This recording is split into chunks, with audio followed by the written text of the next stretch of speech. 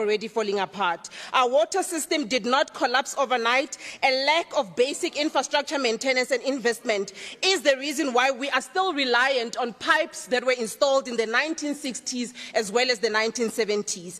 Outdated pump stations are not repaired and treatment plants are overloaded and underfunded. This has been a downstream effect which include clinics operating with low water pressure and children getting few hours of learning because their schools have no water. Honourable Speaker, our community have raised these issues. The engineers have given a warning and oversight reports have flagged the water infrastructure challenges across the entire province. However, like the populist that Premier Panyaza Lesufi is, he waited for a disaster to strike so that he can react. This province remains with no province-wide infrastructure plan, no province-wide pipe replacement plan, no water security strategy, and no long-term investment in our infrastructure. Our community, Honourable Speaker, continue to rely on water tankers that are paid for by public funds that are meant to profit the connected few. Premier Lesufi has turned the Gauteng water crisis into a system where insiders profit every time our communities loses water. Madam Speaker, in the city of Johannesburg, the residents live with daily chaos, power outages lasting for weeks, traffic lights that never work, and refuse piling like nobody's business. Honourable Speaker, all while this is happening and every service delivery is collapsing in this province, the Premier's administration continues to spend 34 million on renting of building for the executives. They continue to spend over 408 million annually just to make sure that the executive are comfortable. This, when we translate it all together, it comes down to over 2 billion in 5 years. And this happens all while this province owns 41 building that we could really be utilizing to ensure that we save the money or redirect it to other service delivery. When the scandal about this building came, the Premier did not waste time. He did as we know him to do. He ran from one media to another,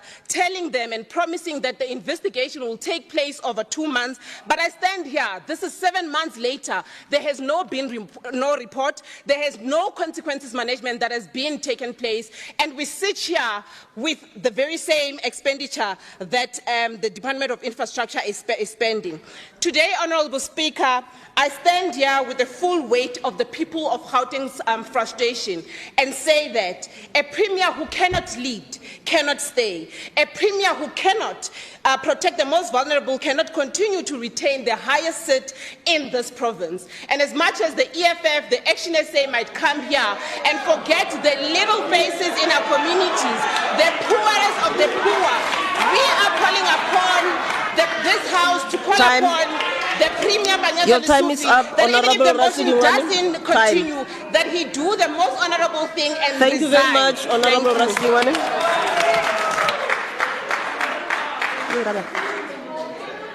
Okay, Wabulel, go ahead.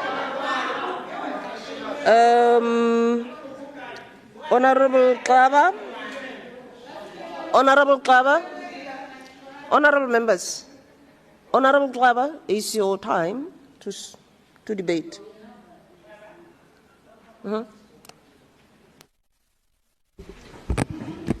Thank you, Speaker. The Public Protector Report number 21 of 2025-26 states it investigated allegations of irregular establishment, appointment and deployment of crime prevention wardens sanctioned by Premier Lesufi. The DA screams illegal militia. Page 6 records the Premier's announcements on 7 October 2022, which was a bold, visionary response to Gauteng's crime crisis. 6,000 young, agile officers to assist SAPS. The DA called this reckless from day one. The DA's motion is not a legal instrument. It is a weapon of ideological warfare. We dismantle it line by line, fact by fact. The DA demands SIU probes into Gauteng, but turns a blind eye to Joburg's 1.2 billion Fleetgate fraud, Tshwane's 100 million broadband scandals, mid-while hiring of Gauteng fraud-implicated officials. But this is not mere corruption. that DA's rot runs deeper. A legacy of racism, apartheid sympathy, and Zionist entanglements that threatens to turn South Africa into another Palestine. Where it governs, there is entrenched inequality, selective service delivery, and policies that exclude rather than empower. Let us name it plainly. That DA, through figures like Helen Zille, has long peddled the lie that post-apartheid redress, our hard-won tools against centuries of white supremacy, is more racist than apartheid itself. In 2025, they dragged South Africa to court over the Employment Equity Amendment Act, fighting racial targets in hiring that dare to uplift black South Africans from the economic chains of apartheid.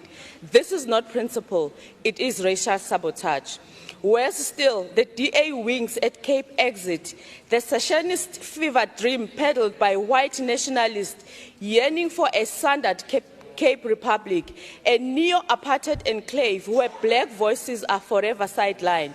DA leader John Steenhuisen flirts with devolution bills that fuels the fire, granting the Western Cape autonomy at the expense of national unity, a blueprint of balkanization, sponsored by apartheid nostalgics and their global enablers. Their backers are Zionist donors who pour resources into fracturing our nation, turning the Cape into a fortified outpost like the West Bank settlements.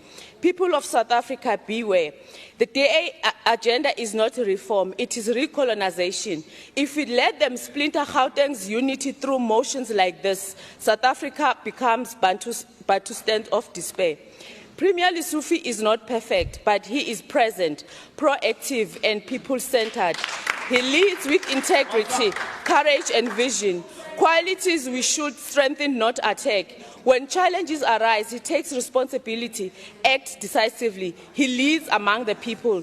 Honourable Premier, thank you for standing firm in your principles and showing true leadership in protecting the integrity of the Gauteng provincial government. Your decision does not include the DA in the GP, reflects a deep commitment to the people-centered government. Leadership is about conviction, not convenience. We commend you for refusing to be swayed by the pursuit for power through fragile collisions of desperation. History will remember that when others wavered, you stood firm for the people. As Umkhonto weSizwe, led by the chessmaster Legislature Zuma, today we say the motion dies, the struggle lives, and it grows stronger with every attempted setback. Gwaza Umkhonto, gwaza! Okay, thank you very much.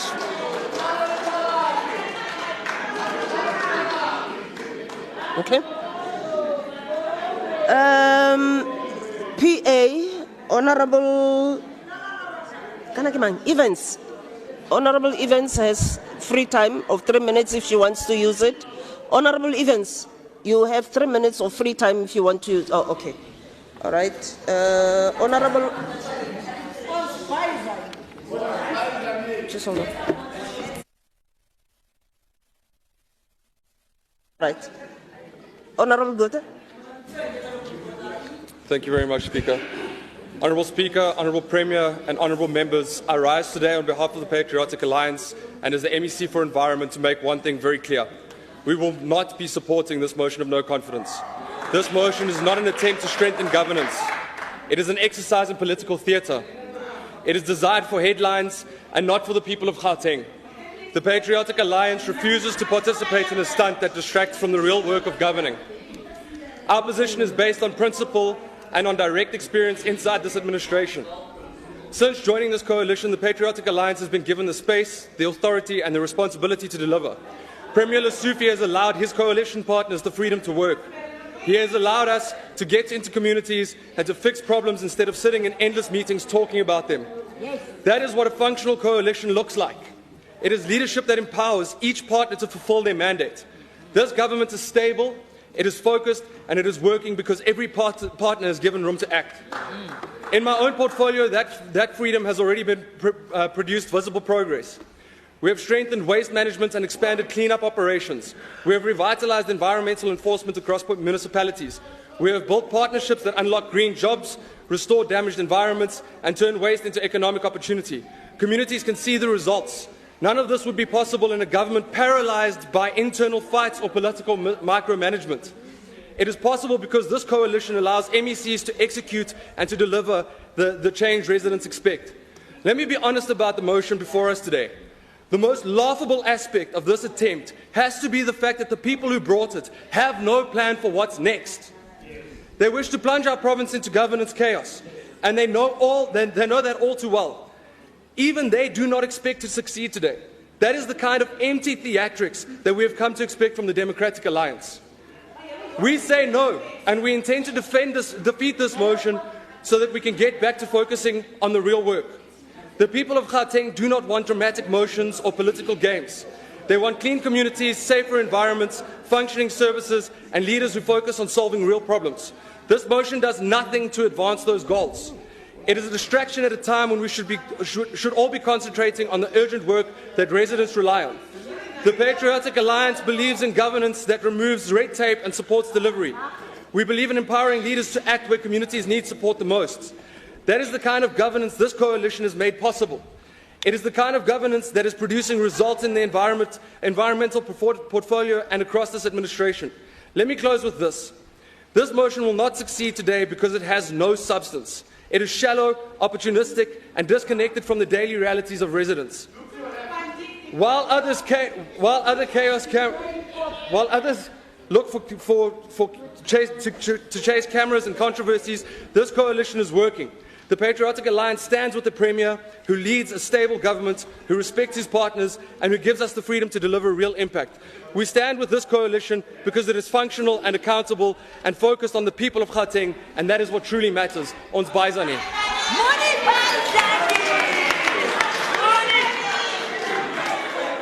Okay, thank you very much, Honorable Botha. Honorable Mamabolo. Honorable Mamabolo. Thank you very much, Madam Speaker. Let me take this opportunity to greet the Madam Speaker, Deputy Madam Speaker, Honorable Premier, the Chief Whip, all MSCs, all honorable members, and let me also acknowledge the leadership of the Alliance that is here with us today, and of course, the people of our province. Let me convey my sympathies to honorable folks. Honorable members, let me just up front state that this motion is poorly structured. It's badly written, it's unnecessary, it's completely irrelevant, and therefore a waste of time. The House should dismiss this motion with the contempt it deserves. The motion is opportunistically disguised and, of course, claimed to be based on the provisions of the Constitution, Section 133, on the ground of inability to perform the functions of office. This is merely intended to make it sound very relevant. The motion deliberately avoided the other grounds in the Constitution because they are fully aware that there's no institution that has made any finding against the Premier based on serious violation of the Constitution or a finding of serious misconduct. There's absolutely nothing. So what they opted to do was to engage on a motion on the ground that, of course, they've selected, but they failed to state the very functions that are there in the Constitution and the powers that they claim the Premier failed to perform or exercise in terms of the Constitution. Now, honorable members, they then crafted some about, and of course you will see from the document that has been tabled, they've got about 7 points that they stated, but when you look at them, you can clearly see that there's no, actually most of these points are shared responsibilities with all of us, even in this House. I've had mayors, everything. Now the question is, why does the DA choose all these issues that are shared responsibilities of all of us to base them and direct them to the Premier alone? That's the question that we need to find out. Secondly, it is very much important that we indicate, honourable members, that the DA has not provided any shred of evidence on what they call inability to perform functions. All what we have here is a motion that is based on deep-seated personal hatred of the Premier. That's what this motion is all about, because they can't provide any shred of evidence to back up the claims that they are making. So on that basis, we are therefore left with having to wonder, why will the DA bring a motion that seeks to scapegoat, isolate, and construct what could be called an axis of evil just on the Premier alone? That's what we need to understand. And I'd like to say to this House that when you play in the space of scapegoating, of targeting, of isolating, of personalizing collective issues and broader societal issues, you are playing in the space of an ideological political tendency that is called fascism. Because you are scapegoating the Premier for matters that have got to do really with all of us, and why single him out? And I would like to say to the DA that what you are doing plays into an extremely dangerous space. And I think would like to ask the DA to refrain from doing that, because you cannot say just the Premier alone. Remember that the leader of the DA scapegoated the Premier and the traffic wardens and insulted them. That is what Karl Marx would have called a tragedy. Today they are repeating it, but as a farce, again, showing personal hatred against the Premier, but brought in through a motion in the House. What we are dealing with here is neo-fascism, but nothing else. Single out, remove permanently from political space, liquidate the Premier alone. That is an extremely dangerous tendency. We must not bring personal matters of hatred to this House. Let us deal with the fundamental questions. So I would like to conclude by saying, honourable members, this motion should be rejected and should be dismissed, because we cannot be brought into a neo-fascist project that seeks to scapegoat, isolate, and condemn. I've heard members say that the DA is associated with apartheid, with white supremacy. Those are the tendencies of fascism. But I've also heard that the DA has some liberal claims. So you can clearly see that the old fascist tendencies in the DA are refusing to die. And the new claims to liberalism are not yet born. So the DA is on the crossroad ideologically. They can go deep into neo-fascism, or they can at least, as if neoliberalism is even better. It's not even better, but they can take another dimension. So I just want to say to honourable members, let us reject this motion. Let us not be co-opted into a neo-fascist agenda.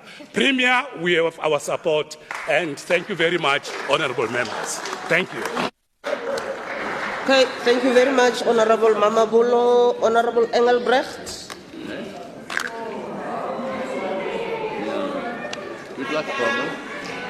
Honourable Speaker, I rise today as a voice members. for the teachers, parents, learners and unemployed youth of Gauteng who feel betrayed. Under Premier Lesufi's leadership, Gauteng's education system is collapsing due to mismanagement of funds.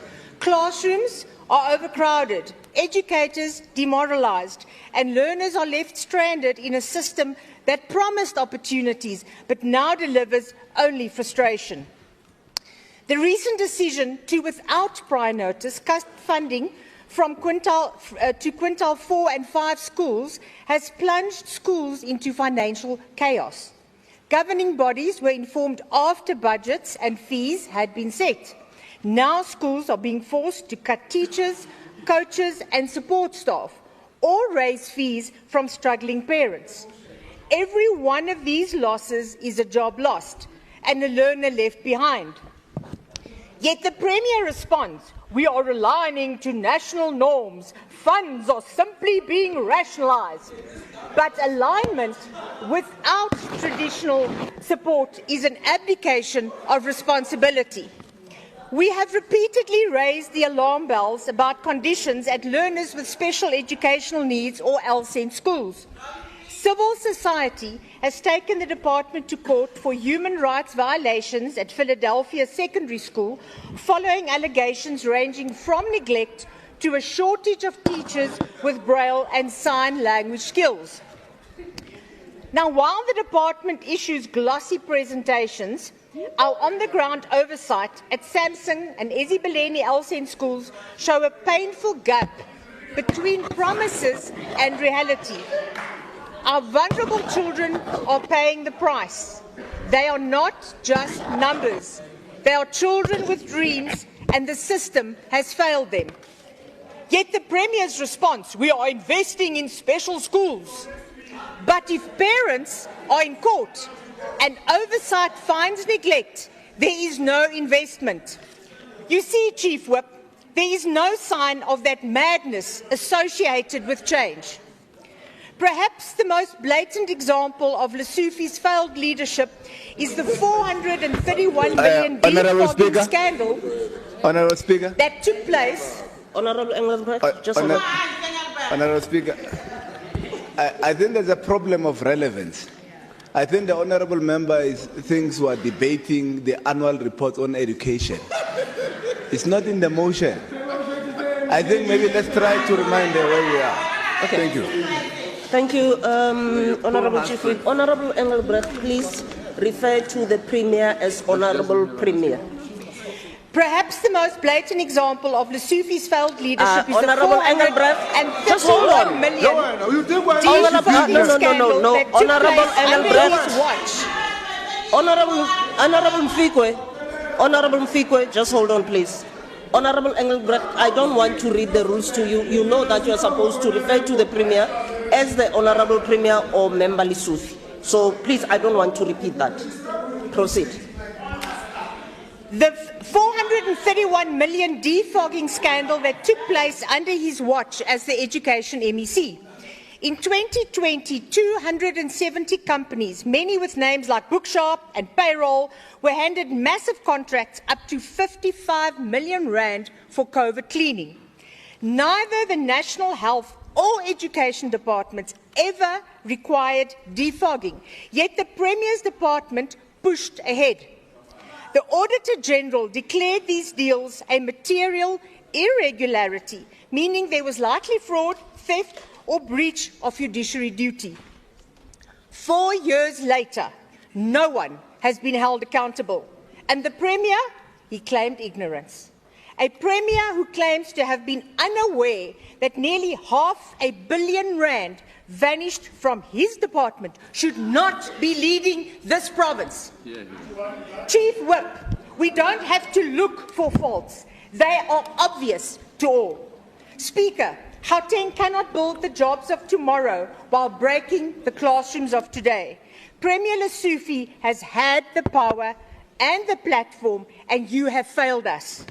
For the sake of our children, our teachers, and the thousands of jobs Gauteng should have been creating, I ask this House to support this motion of no confidence. Well done. Honourable members, I just want to read Rule 87, subsection C. Members may not refer to any other member by that member's first name or names only. Honourable Engelbrecht, I called you to order twice. Please, respect the rules. Honourable Adams. Good morning, Honourable Speaker. Condolences, Honourable Fuchs. Am I a coward? Am I a weak leader? Am I clueless in politics? Am I stupid? Am I anyone's lackey? Am I easily influenced? To all the above, I say a big no. I'm a leader that knows how to read situations. I'm a leader who understands timing. I'm a leader who has learned not to fight battles that has the propensity to make me and the party that I represent the victim and a sacrificial lamb. As a leader, I am not going to be a suicide bomber in this motion of no confidence.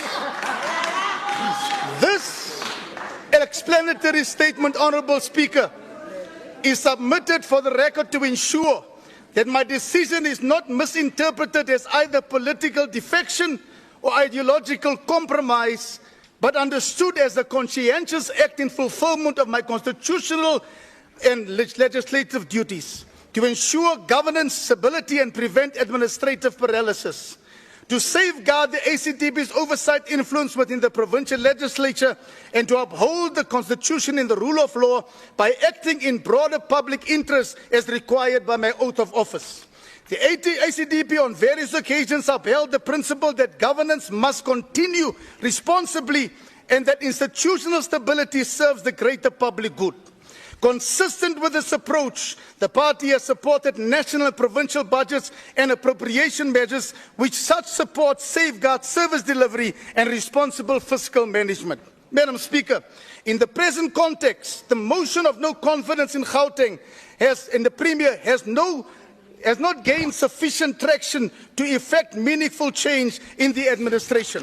In closing, Honourable Speaker, it is through this position that the party demonstrates its enduring and ensuring commitment to godly governance and to fighting for the moral and spiritual soul of Gauteng, ensuring that governance remains principled, balanced and rooted in service delivery. I thank you, Honourable Speaker. Thank you very much, Honourable Adams.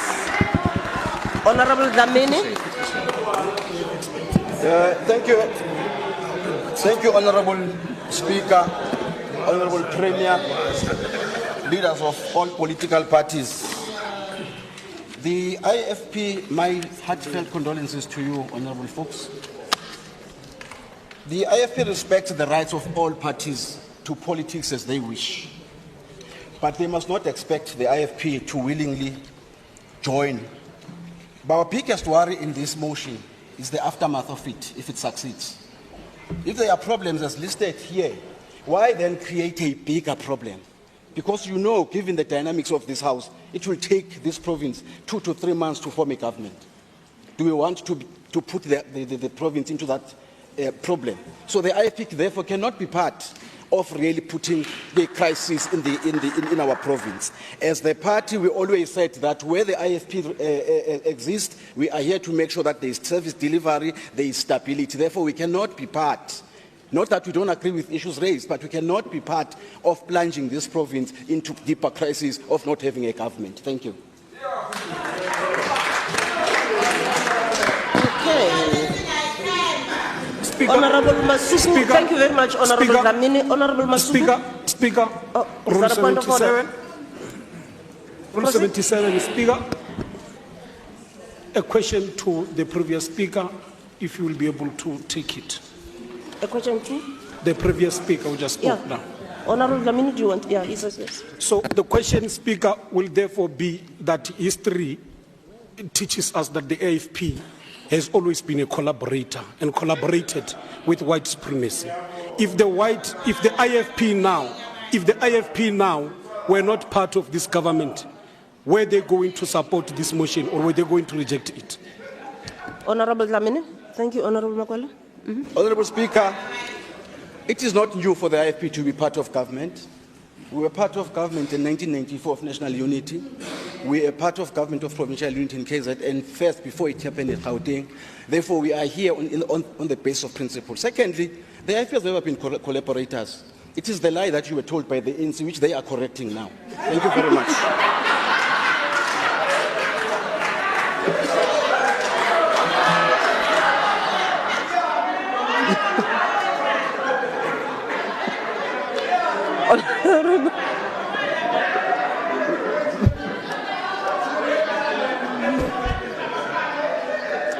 Okay, honourable members, let's hear Honourable Masuku.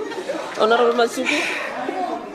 Honourable Speaker, members of the House, the citizens of Gauteng, we rise today not just to oppose this motion of no confidence in Premier Panyaza Lesufi. We rise to defend reason, innovation, and responsibility. This motion is not only legally unsound, but also politically opportunistic and intellectually dishonest. Frankly, it reads like something drafted on the boot of a car or scribbled in a pub. It lacks substance, coherence, and constitutional merit. Section 130, subsection 3 of the Constitution allows for the removal of the Premier only when they are unable to perform the functions of the office. This motion fails particularly to demonstrate such incapacity. Crime Prevention Wardens, known as AmaPanyaza, maybe is the problem of the wedding. But it was not going to sound well if it were called Amamoriati or Amamsimana. The Crime Prevention Wardens were established to address the urgent need for visible policing in Gauteng. According to the Public Protector's report, the initiative was intended to enhance policing capacity in the province facing high crime levels. Yes, the report flagged the initial deployment for lacking formal legal framework, but it did not condemn the initiative. Instead, it called for its regularization, directing that corrective action should be taken within 180 days to ensure that CPWs are lawful appointed as traffic wardens under the National Road Traffic Act.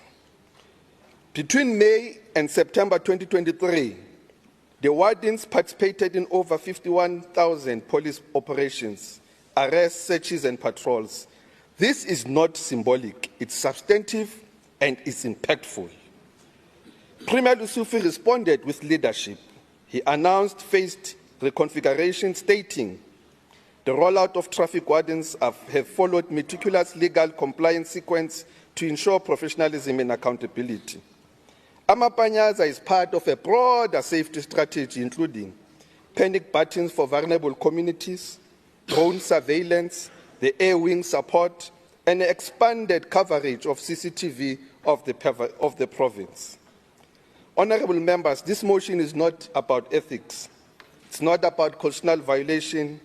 It is a political theatre, desperate attempt to undermine the Premier, who's doing a hard work of rebuilding public trust and safety. Motions should be based on governance failures, not political scoring. DA approach risks of eroding public trust and diverting focus from service delivery. Oversight is critical, but constructive engagement is more effective than repeated motions. Let us reject this motion because it is unfounded, it's unprincipled, and it's unworthy of this House to debate. We oppose it. We urge all members to do the same, including those who are from the DA, particularly the African members of the DA. We are all extinct species there. They are going to replace you one by one. It's coming for you, Shabalala. It's coming for you, former Deputy Speaker, Member Nseke. They are coming for you.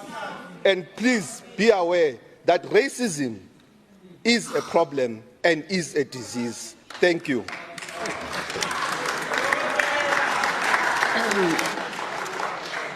Thank you very much, Honorable Dr. Masuku. Members of the public in the gallery. Ke kopa o le gopotsa tle. Ga la dumella go tseya party in the house.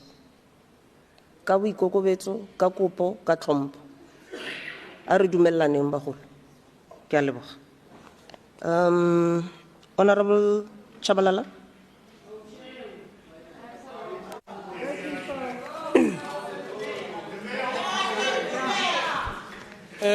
Solim Simbana,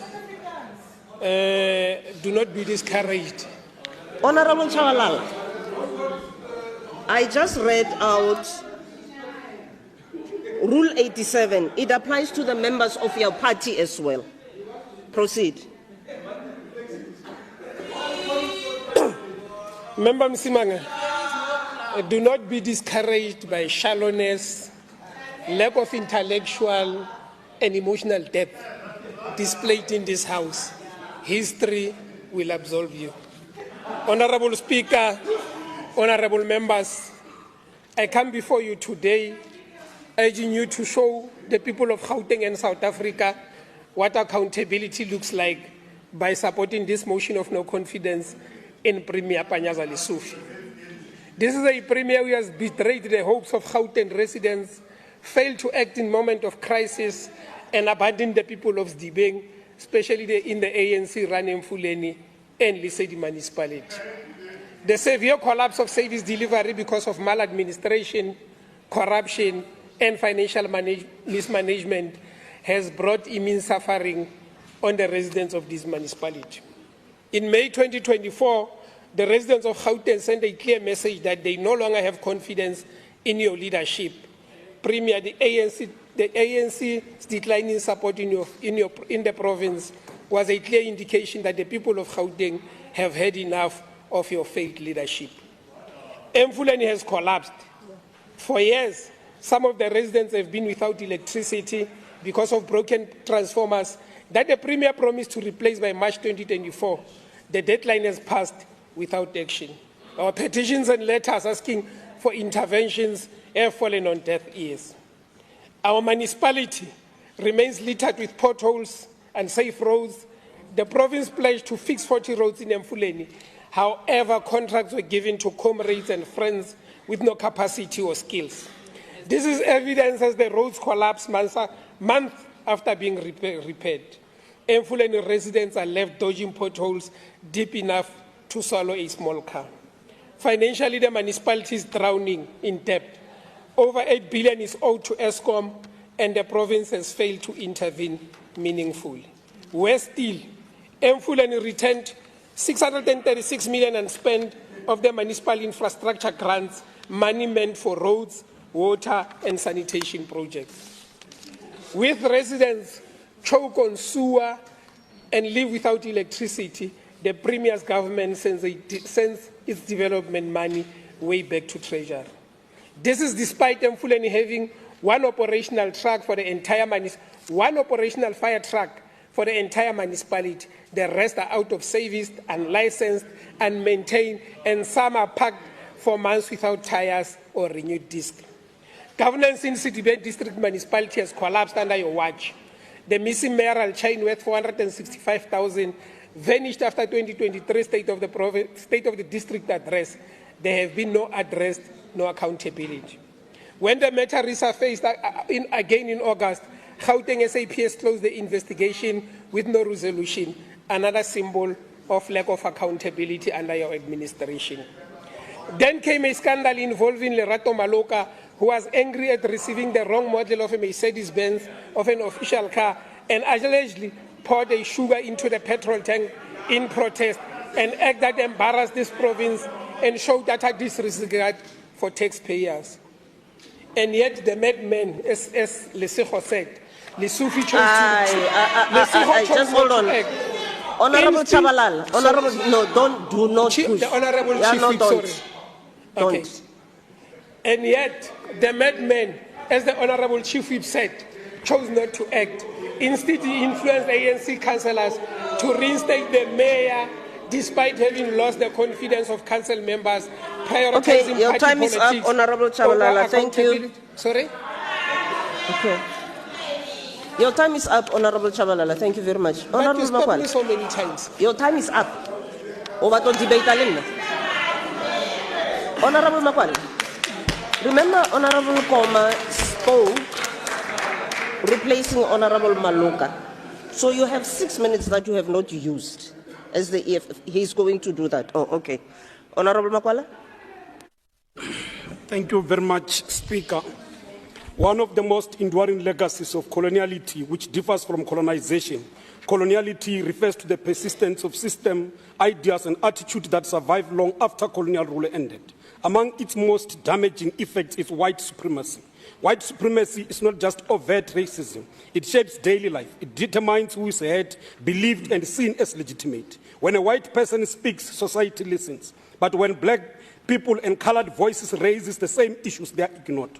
Madam Speaker, this is exactly what the economic freedom fighters is believing is happening today. The Democratic Alliance is repeating what the EFF has been saying since 2023. Yet, because of the prevailing system of white supremacy, which is sustained by institutional power, such as the media, the DA's narrative now dominates, erasing the EFF's consistent and long-standing position, where we have consistently demanded a strategy rooted in lived Black Township realities, not in glossy press briefings, ribbon-cutting ceremonies, and empty electioneering stunts.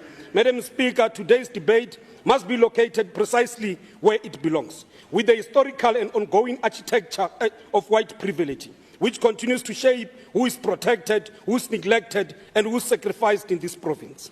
They want every black formation in this house to be co-opted into performing gratitude for crumbs, while blaming each other for the structural failures created by the very forces of white economic and political domination. This is a political theater and remains a political theater, a staged performance, a mockery of the working class. We are concerned, Speaker, that the DA today wants to behave or act as holier than thou or a messiah, when it was the very DA that refused to problematize the problems of the crime prevention wardens when it benefited their arrangement.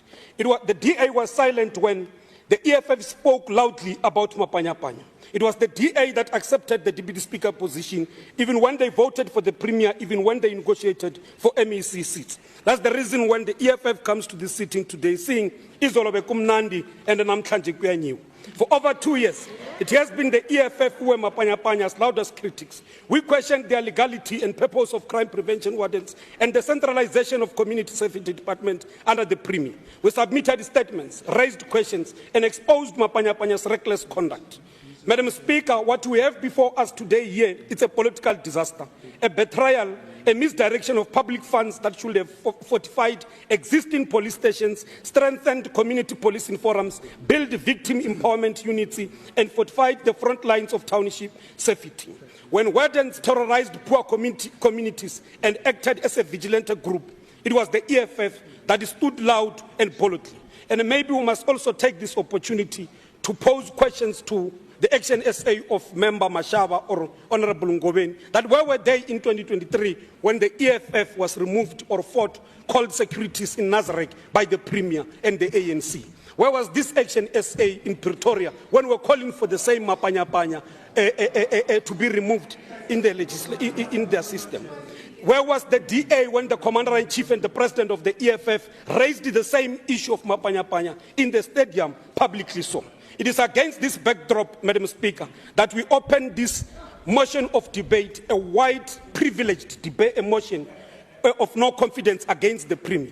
A debate that directly affects the lives of over 15 million Gauteng residents. According to Stats South Africa, youth unemployment in Gauteng for 25 to 34-year-olds stands at 43.2%, meaning almost 1 in 2 young people are jobless. The EFF is thus uninterested in populist posturing that fails to address the material conditions of our people.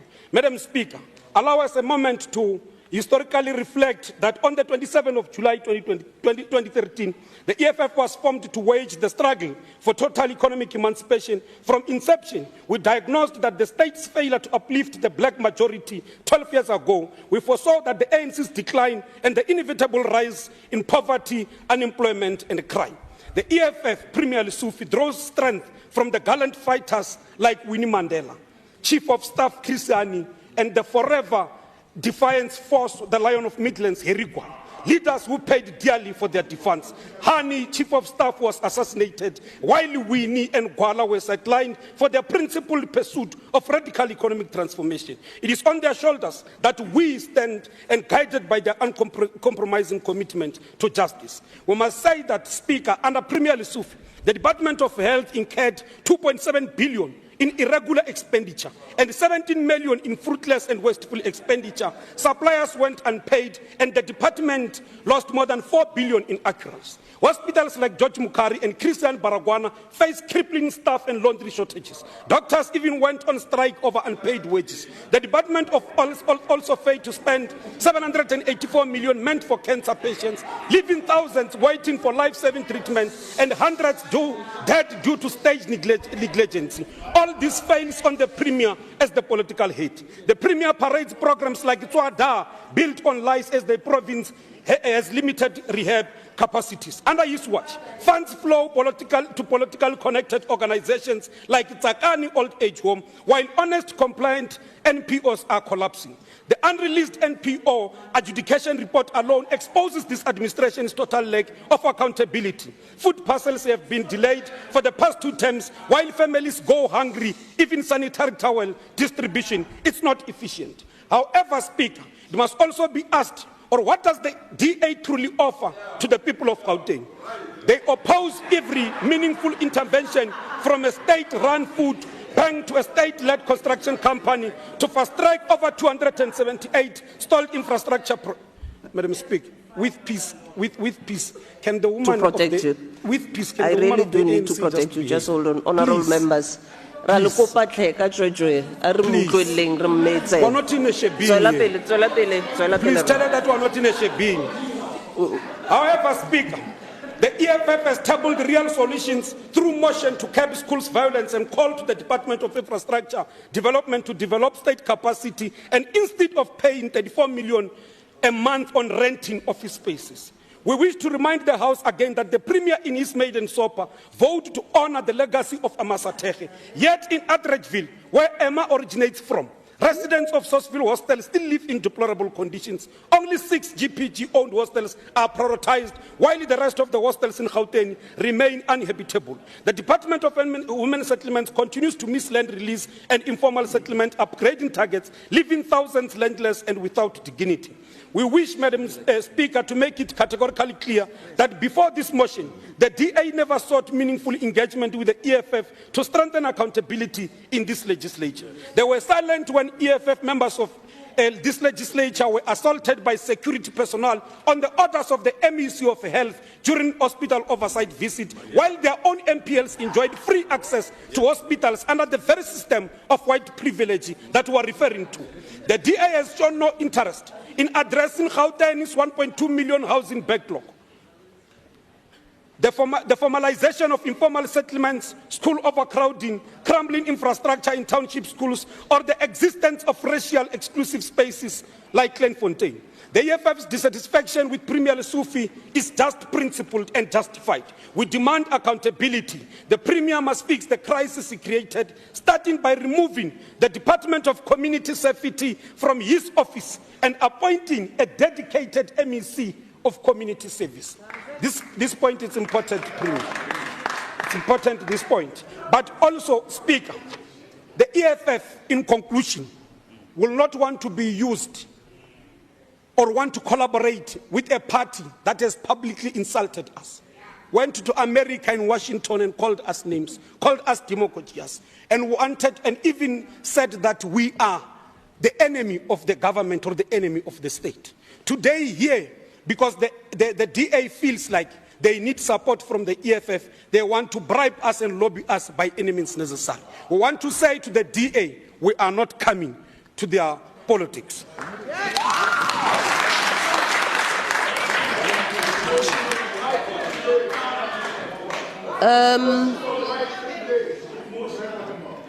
Okay. Honorable Miso. Okay, honorable members. Honorable Miso. Thank you, Madam Speaker.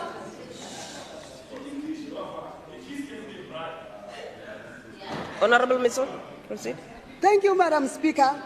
The motion brought by the DA today is not simply a motion of no confidence. It is a modern-day coup d'etat. It is an attempt to force the Premier of Gauteng to include the DA in the government of Gauteng of provincial unity through the back door. As Umkhonto Wesizwe, we are here to make sure that that doesn't see the day. It is the desperate attempt by DA to have power. It failed to win it through the ballot box. Furthermore, this motion is an attack on unemployment young people in Gauteng, most of whom are vulnerable, unemployed black majority. It is a pure hypocrisy for the DA in Gauteng to table a motion against Premier, who is visibly and consistently working hard for the people of this province. Ungumabizwa sabele, This hypocrisy is further exposed by the following. The DA is fundamentally opposed to the expropriation of land without compensation, claiming it is unconstitutional and harmful to the economy. Yet the land reform is central to Umkhonto weSizwe party vision, as it is the only way to restore the dignity to the black people whose land and minerals were forcefully taken by colonial settlers.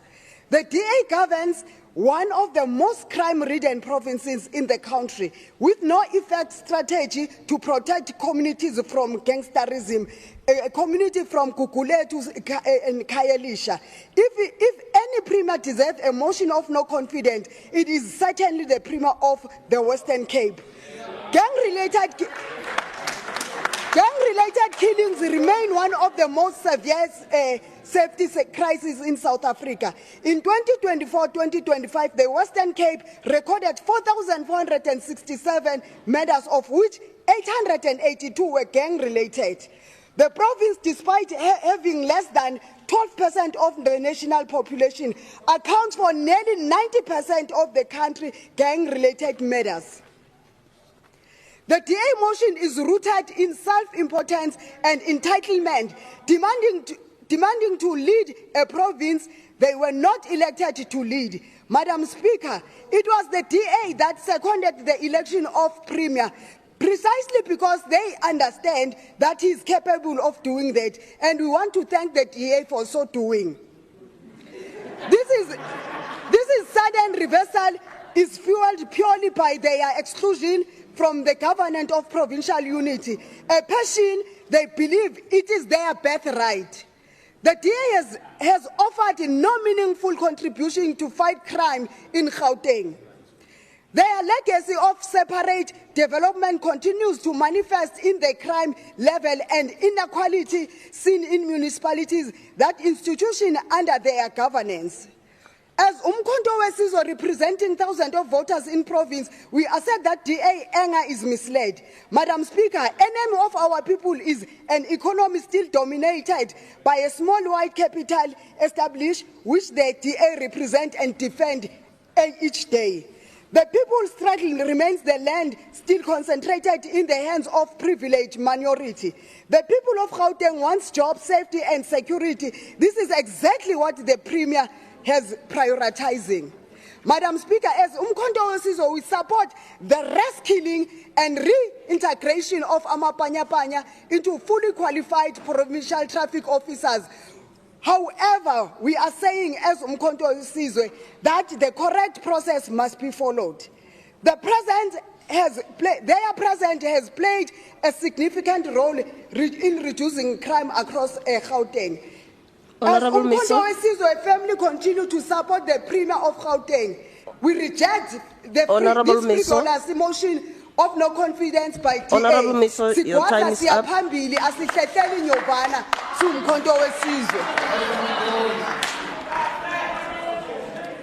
Honorable Lamakuba.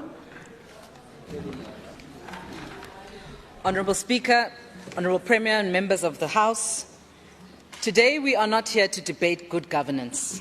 We are witnessing desperation disguised as democracy.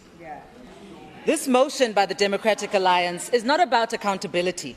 It's about political theatrics. It is a selfish, reckless attempt to destabilize the Gauteng province at a time when our province needs stability and progress. Let us be clear. Rise Mzansi stands firmly for accountability, but we reject chaos. We stand for clean governance, but we reject opportunism. We stand for the people of Gauteng, and we refuse to be co-opted into the DA's motion of nonsensicalness. The DA's motion has no roadmap, no plan, and no prospects of success. At a time when Gauteng is preparing to take the global stage as host of the G20 in a week, the DA chooses to attempt to collapse this government of Gauteng instead of offering leadership. They choose instability instead of service. They choose to waste our time and the time of our citizens to score cheap political points. Let us call this motion what it is, Honourable Speaker. It is a selfish, opportunistic attempt to collapse the Gauteng government for narrow political gain. The DA has no plan for leadership and no vision for the future of this province and no regard for the millions of the residents of Gauteng. Let me also make it clear that Rise Mzansi supports the Public Protector's recommendations on the crime prevention wardens. We support accountability. We support prosecution where there has been wrongdoing. And we demand transparency from all leaders, including the Honourable Premier. And that is how real accountability works, through process, not political stunts.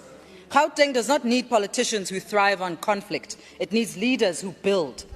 Gauteng deserves leadership that is responsible, mature, and focused on rebuilding, not destroying and dividing.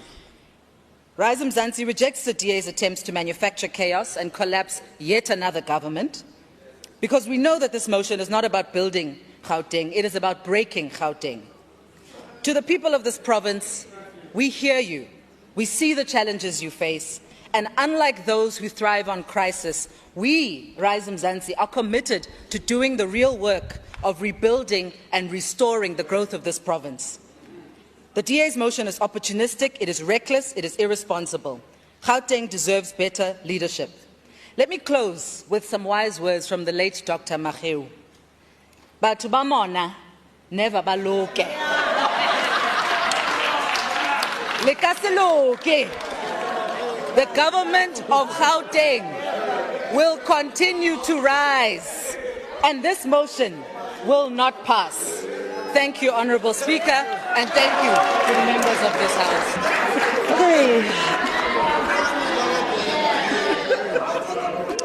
Okay, thank you very much, Honourable Ramokgopa. Honourable Ali is online. Honourable Ali. Good afternoon, Honourable Speaker. Can I just double check if I'm audible? Okay. Honourable members, Honourable Ali is online. Proceed, Thank you so Honourable much. Ali. I just want to double check, Honourable Speaker. Am I audible? Yes, you are. Thank you very much. A very good afternoon to yourself and to the honourable members in the House. Honourable Speaker, I'm going to cut to the chase. BOSA will not support the DA's motion of no confidence in Premier Lesufi. We view this motion as nothing more than a political gimmick that's designed to grab headlines rather than deliver solutions. This is the same DA that not only a year ago seconded the election of Lesufi as Premier, but they also negotiated for positions. So they're sudden about turn in the face of their own lack of success. Honourable Speaker. Please do refer to the Premier as Honourable Premier or Member Lesufi. I will do so. Thank you so much, Honourable Speaker. As I was saying, the same Democratic Alliance seconded the election of Honourable Lesufi as Premier. Their sudden about turn in the face of their own lack of success in the province speaks to opportunism and short-term politicking. It is unclear how this motion will benefit the residents of Gauteng. The motion offers no credible alternatives. It offers no phased approach. It has no plan of what will follow. It's just vibes, Honourable Speaker. We will not be part of their political point scoring. We will not be part of their mockery of governance. Government is very complex. Stability is the backbone of effective administration.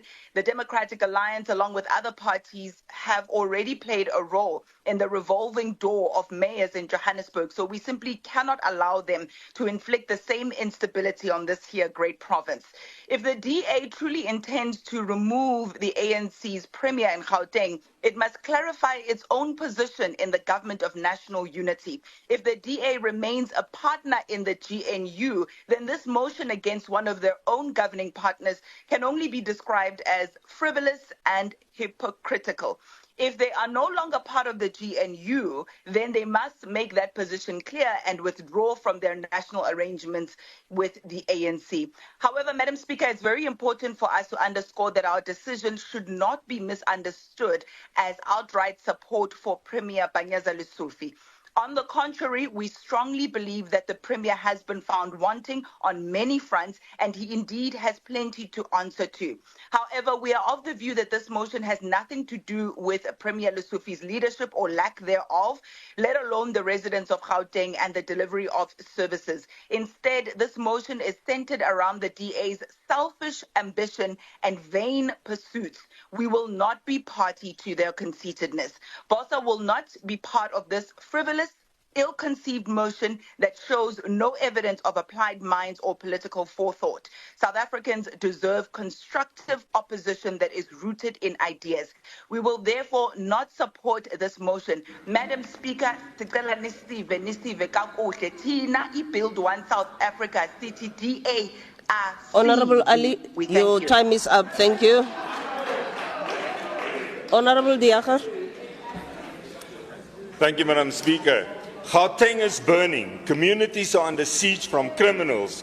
Infrastructure is collapsing, and confidence in this provincial government has evaporated.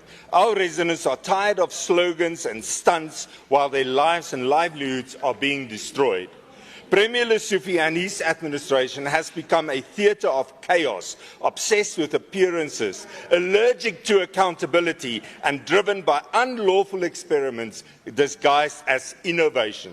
The recent Public Protector's report into AmaPanyaza Wardens confirms that the Premier acted outside the law and wasted public funds on a vanity project that has not delivered safety or stability. The creation of an untrained, unregulated and unconstitutional security force was never about fighting crime but about fighting elections. While the Premier played Commander-in-Chief for the cameras, the real guardians of safety, SAPS, Metro Police and community policing forums were left to struggle with resources and collapsing morale. Instead of strengthening the Department of Community Safety, he collapsed it into his own office, eroding oversight to build his own empire at the expense of public safety. Meanwhile, crime continues to spiral. Armed robberies, hijackings, business break-ins, gender-based violence, cable theft, all that has become daily realities. Women and children are unsafe in their homes and in schools, while businesses are closing under the weight of lawlessness. The facts are stark. Gauteng recorded 1,439 murders in the fourth quarter of the 24-25 financial year, contributing to 25.1% of all murders nationally. Rape, sexual offences all remain among the highest in the country. The GCRO 23-24 Quality of Life Survey shows that 48% of residents believe that crime is worsening, and that is up from 43% in 2020-2021. While the satisfaction with safety services has plummeted to 23%. The DA's own anti-crime campaign, we went out to visit most of the province's 144 police stations. It revealed critical challenges of dilapidated infrastructure, inadequate staffing, dysfunctional holding cell, insufficient vehicles, and deteriorating operational conditions. Stations such as Acacia, Mohlakeng, Cleveland, Katlehong, Zonkisiswe, and Kempton Park confirmed the direct link between failing resources and the province's inability to deter criminal behaviour. Despite repeated warnings, the Premier pressed ahead with this AmaPanyaza program. Today it is collapsing under its own illegality, with even the RTMC unable to retrain wardens due to unresolved legal and operational flaws. While critical infrastructure like substations, water plants, bridges, streetlights, transformers and copper lines are being vandalized by criminal syndicates, the economic sabotage is costing this province billions, crippling service delivery. Hospitals, clinics and schools are left vulnerable while your government looks the other way.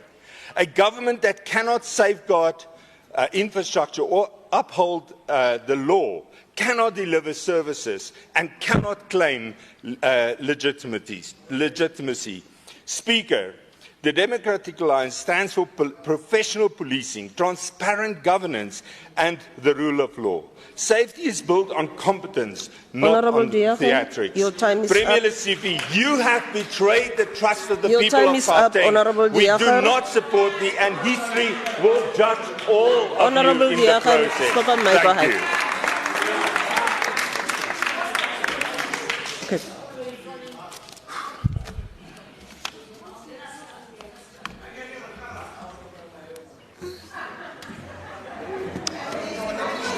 Okay. Honourable members, I now call on Honourable Maile to debate. Honourable Maile. Thank you very much, Honourable Speaker. Yes, Will I get the 4 minutes? Thank you very much. Honourable Speaker and Deputy Speaker, Honourable Premier, colleagues in the Executive Council, Honourable members of the House, leaders of all political parties, leaders of business, labour and civil society, residents of Gauteng, members of the media, ladies and gentlemen, it is a privilege to stand before you this morning, or rather this afternoon, in this august House where we are gathered. The people of Gauteng expect nothing less than constructive deliberations. They expect that when their elected officials converge in this House, it is for the purpose of discussing ideas and constructing solutions that improve their standard of living and strengthen their communities.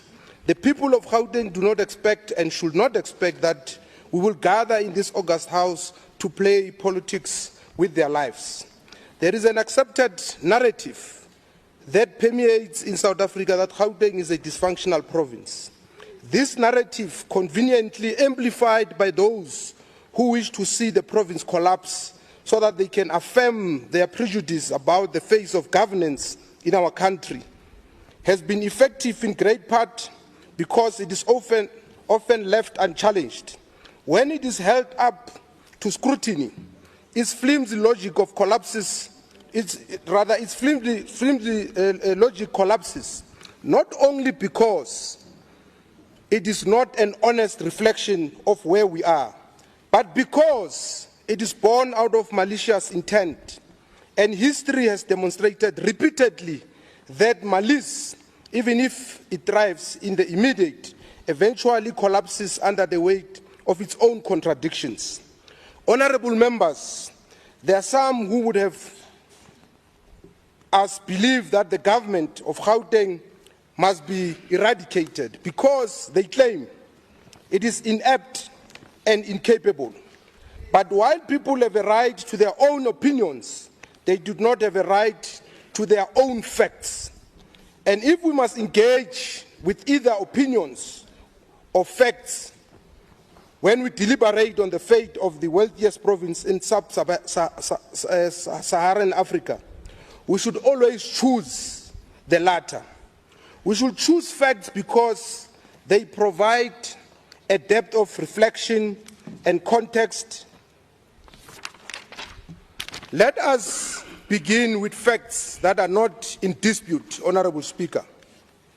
Gauteng is the smallest of South Africa's 9 provinces, with a total area of just over 18,000 square kilometers. But within its boundaries, it accommodates more than a quarter of the country's population as the most industrialized province in sub-Saharan Africa. It is the nerve center of the regional economy, contributing 34% of South Africa's gross domestic product and 7% of the continent's entire economy. These statistics matter because they provide a glimpse into the complexity of its governance.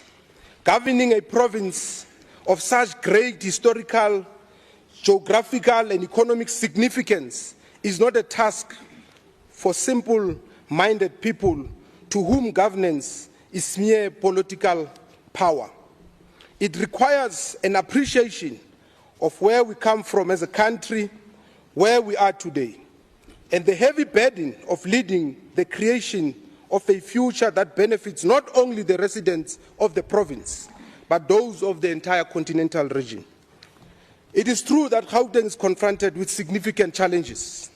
These are a reflection of a history that many want to treat as insignificant, even as it continues to shape the spatiality, economy, and socio-economic realities of the province.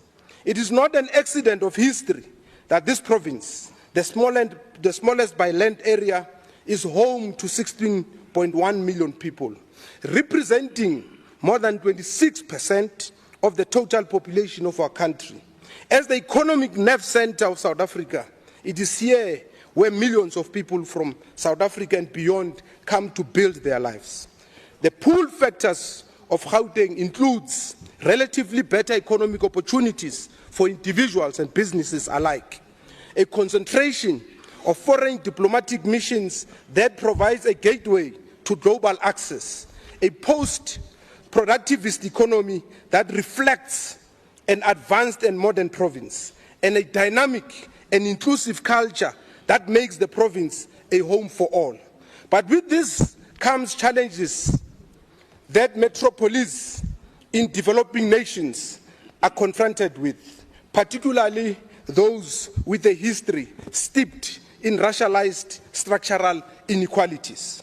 In Gauteng, we bear the brunt of infrastructure that is insufficient to cater to a population that is the fastest growing in the country. We bear the brunt of higher levels of unemployment, as well as internal and external migration, because skilled, semi-skilled, and unskilled people converge in this one small province to pursue a better economic opportunities.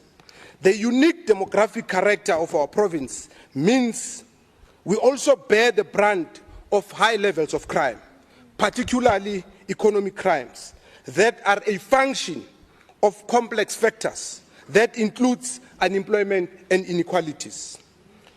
We have never sought to downplay these challenges, nor have we ever pretended that they are easy to resolve.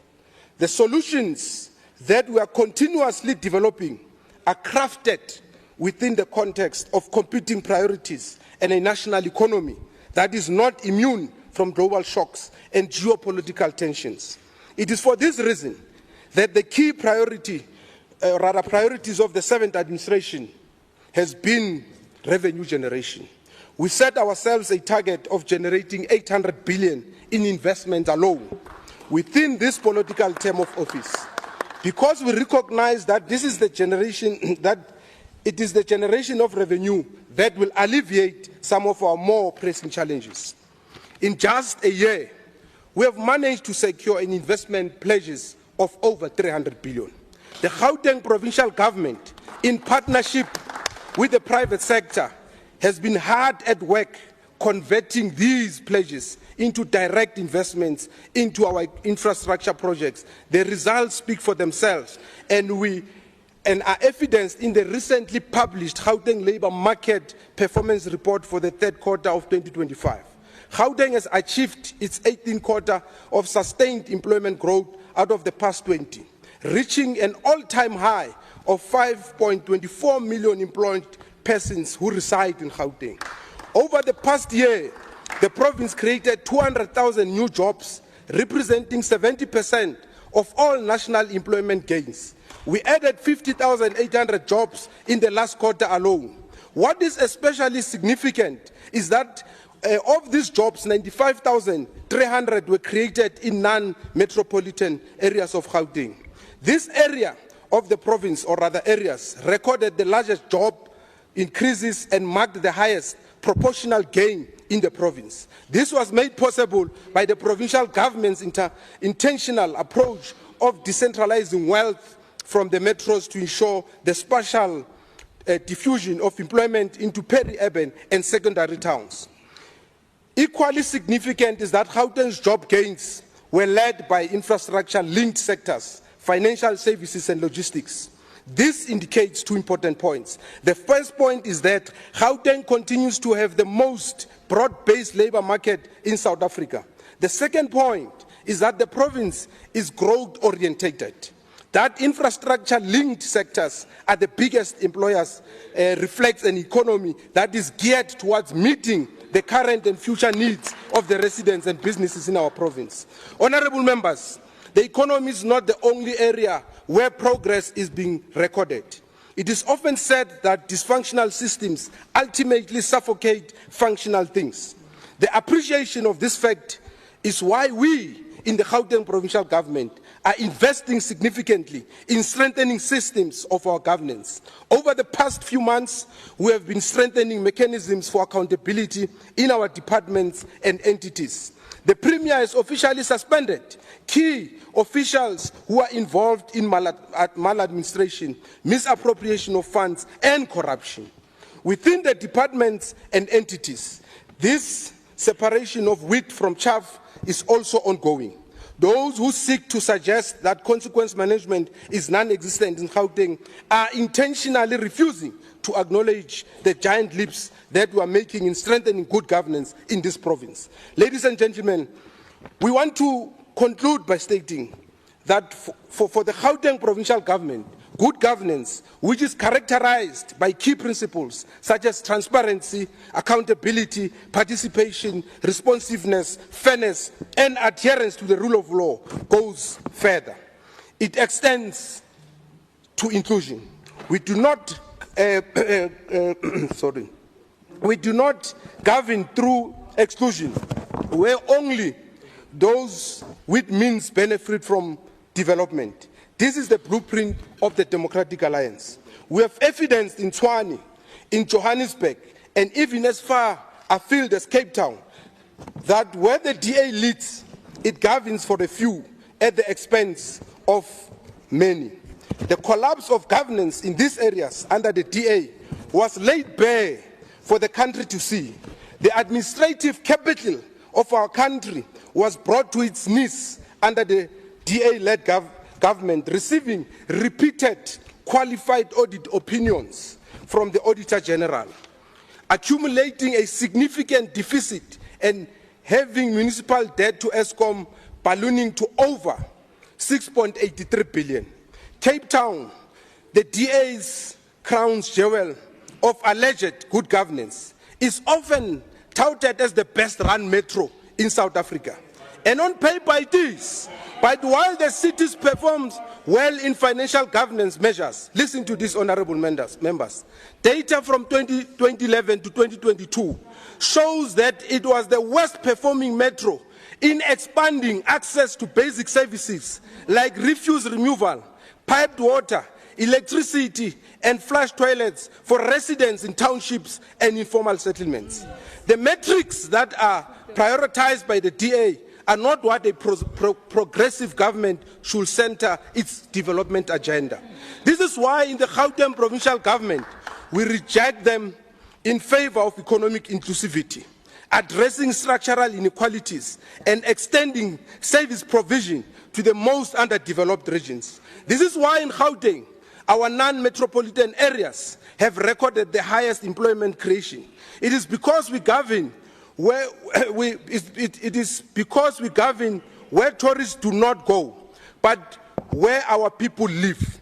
We do not hide our people in informal settlements that lack the most basic amenities, like it is the case in the Cape Flats. We bring them into the economy where they are visible and active. We fight crime where it affects our poorest residents, not just where it is where it inconveniences tourists. It is easy to govern when your priority is a small section of the population.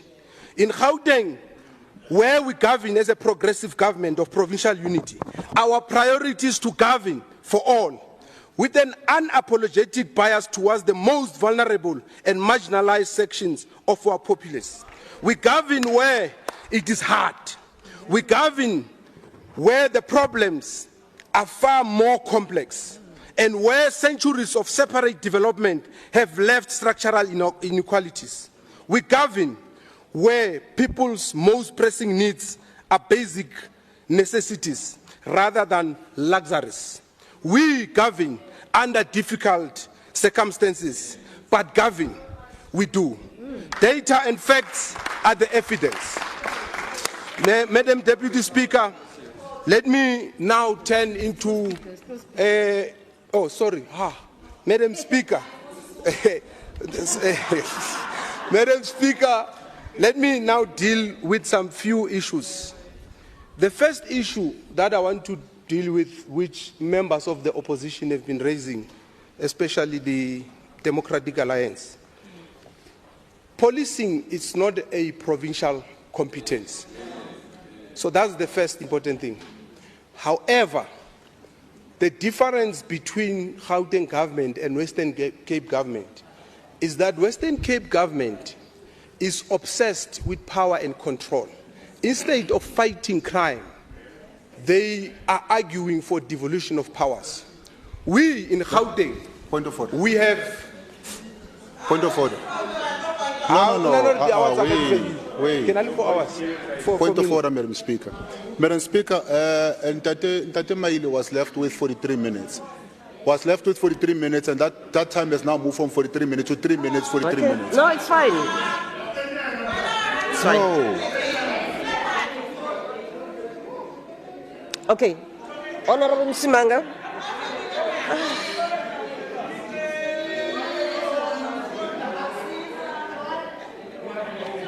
Honorable members, I need to explain this so that everyone is on the same page. Honorable Masuku had 4 minutes left. No, it is paused. No, he did not. AmaPanyaza. No, just honorable members, order. Okay, Honorable Msimanga, I'm explaining to you what happened. I was watching time here and there was 4 minutes left. There was a request that it be added to his time, and that's exactly what happened. So, now you want to refer to the Rules Committee? That's fine. No, I'm not going to be fighting with cockroaches. So your time is paused. So you can proceed. Okay, thank you very much. No, I'm not going to be fighting Thank you very cockroaches. much, Honorable Speaker. So I was saying the difference is that in Gauteng, despite the fact that this is not our competence, we are not moaning and complaining about it. We are not fighting for power or control. We are investing resources and working with the police. We've got a 10-point plan to fight crime. And the annual report is coming. We will give you the statistics.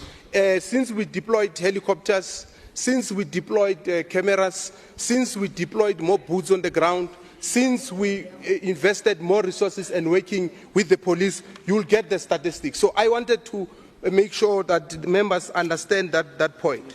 The second point that I want to raise, which is raised by Honorable Msimang, it's not true that NPOs are closing and money was taken from NPOs. I'm saying to you, and I can challenge you, Honorable Msimang, as MEC of Finance, there was a challenge about how the resources of the NPOs were used because some of them were not reporting.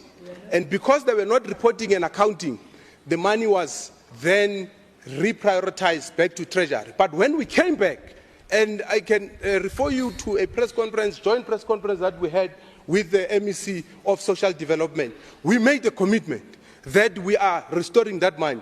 During the adjustment last year, we restored that money. So the problem with the DA is that they thrive on propaganda, on lies. And that's why all of them are saying we are posturing, we are dealing with PR and all that. That's not the point. You know what's the point? We are communicating effectively.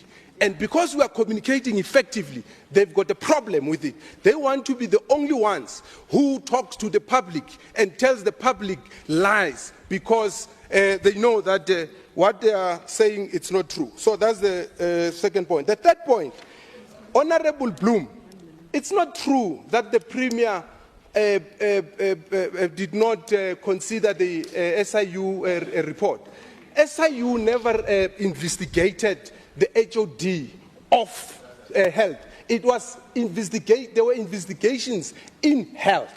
However, the Premier, because we have an agreement with SIU, the Premier asked SIU to do a lifestyle audit on all HODs and all CEOs. It was after the Premier received the report of the SIU on lifestyle audit that he acted. So don't come and mislead the House. It's not true. The other issue which member, and I want to show the lies, member Engelbrecht, you are saying we have cut money. In fact, you are not saying that the gazetted amount is 315 and we are giving one learner 840. You are lying once again. And Honorable I can go on to expose your lie and hypocrisy. Thank you very much. Thank you very much, Honorable Maile. Honorable Msimanga. Thank you very much, Madam Speaker. Speaker, I'd like to rise on Rule 77. Proceed. It's necessary because Member Malaza and Member Mfika will agree with me. Umfundisi usukunyiswa ngengoma. Siza mporo, siza mporo. Thank you, Chair.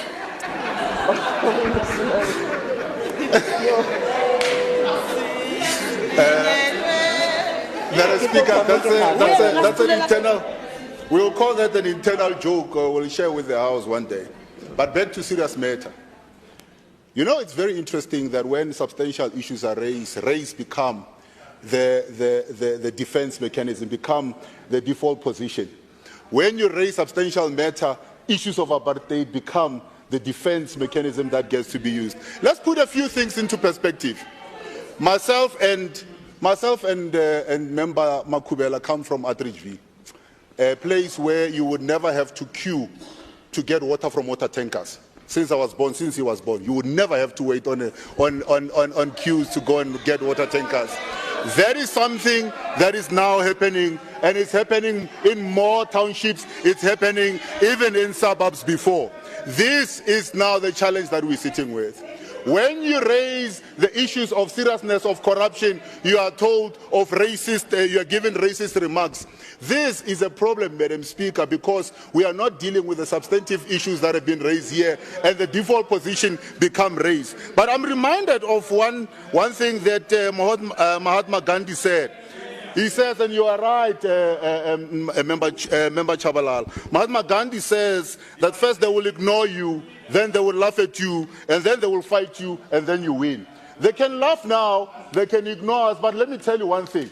As we have been saying for a number of years and have been proven right time and time again, you can talk about the issues of ESCOM, we've been proven right. You can talk about the issues of life as a demand, we've been proven right. We've been talking about the issues of rainwater, we have been proven right. And again, we are going to be proven right. We have said these issues of AmaPanyaza, that this thing is a challenge and is a problem.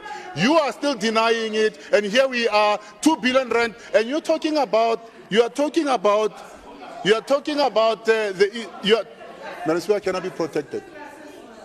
Honourable members, Howling is on a, okay. Can you give him an opportunity to respond to the debate, please? Honourable members, Honourable Msimanga. Thank you very much, Madam. We will again be proven right. As again, we will be looking at the Auditor General's reports that will be coming, looking into the 2 billion rand that has been spent in totality around the issues of AmaPanyaza, will be proven that this was not only illegal, but it is also fruitless expenditure that we will now have to then come and deal with in this House here.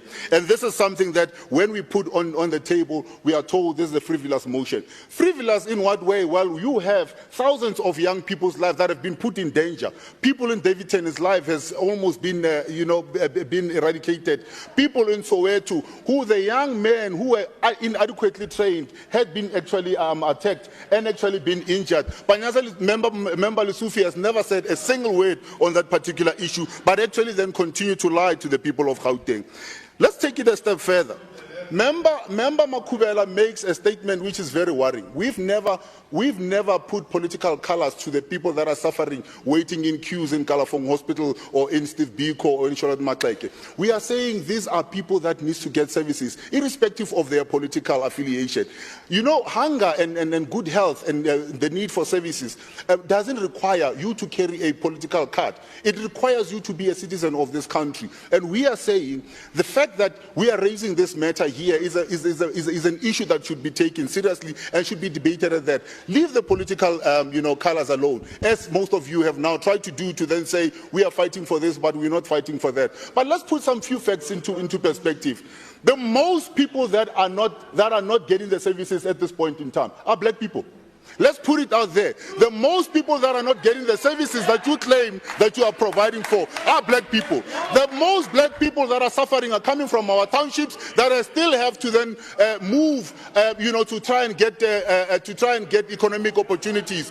The most vulnerable are the ones that you've neglected, the NGOs that you claim here that you've never closed. I can take you to a number of NGOs, NGOs that have had to close their doors, had to send women and children back to their perpetrators because of the NGOs could not continue to care for them. And you come here and tell us that that is not true. You can come with me, I'll take you there tomorrow. Not when, tomorrow I'll take you to those NGOs and I'll let you meet with those same people. But let's take it a step further. You come, when we raise important issues, we are told, no, you are Zionist, you are that. Let me tell you, we can care about what is happening in Palestine. We can care about what is happening in Gaza, and we do, and we've been speaking on it. But when a member, Ndate Bandile, I want to put something to you. It is important that we address the issue of Babita Deokaran, which you were MEC at that particular point in time. And then you were shielded by Premier Panyaza Lesufi instead of being held to account for that. So those are the issues that we need to be talking to. We need to be talking to the issues of water that is not there. We need to be talking to the issues of infrastructure that is falling apart in this province, that Premier Panyaza Lesufi has failed to address time and time again. But at the same time, we are told that this is a caring government that does the work, and then that is responsive. Let's talk about the responsive of this government. When we raise the issues of governance, and we've written endlessly to the Premier, we've written endlessly to the DG, Madam Speaker, on a point of order, Madam Speaker. Just hold on, Honourable Msimanga. Please take a seat. Point of order. Thank you very much. Thank you very much, Madam Speaker. I'm not defending anyone. I'm defending a black child. Madam Speaker, Gandhi was a proven racist. And Honorable Msimani in this August House is quoting a racist, proven racist. And when is Honorable Msimani going to quote Malcolm X about house Negroes? Those that representing their masters and enjoy the crumbs and think that today they can be their masters. Muhammad Gandhi uttered sentiments about black people in South Africa. Maybe he lacks historic content about the struggles of our people because he's representing the views of the master which Malcolm X have addressed. Honorable Comment, the point of order. We are facing it right now. The point of order. Honorable Msimang, Madam Speaker, in this post. The point of order is? Yes, the point of order is that Honorable Msimang is quoting a racist, proven racist. Because when he's your master, that's what you can get. Okay. And we can't allow that. Honorable Comment, please. Our mothers and uncles were killed in Soweto. Honorable Comment. By this racist regime. Honorable Comment, you're now today debating. we must allow Honorable Msimang to quote Gandhi. Not Honorable Comment, you're now debating. He must withdraw that racist. Proceed, Honorable Msimang. No. It's not a point of order, so proceed. There's nothing to withdraw. And we'll proceed. And this is exactly what I was talking to then say, instead of engaging with the facts and engaging with what is put on the table, you will find people reverting to racial rhetoric as a default position. But we can then let people see through that. You can see the deterioration in terms of...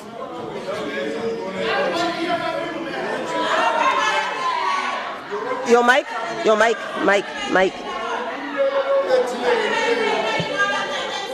Speaker, honorable members, Speaker, peace. Thank you very much. Honorable Makwala. Thank you very much. Is it a point of order? Yes, but the Chief Whip of the EFF has raised a point of order, and we await for your ruling or to call the member to withdraw on that order, because the member has been requested to withdraw the quoting of the racist man, Mahatma Gandhi. So the order was that it's a racist remark. Because I asked him what the order was. Okay, I'll come back and rule on that. I'll consult the table. Honorable.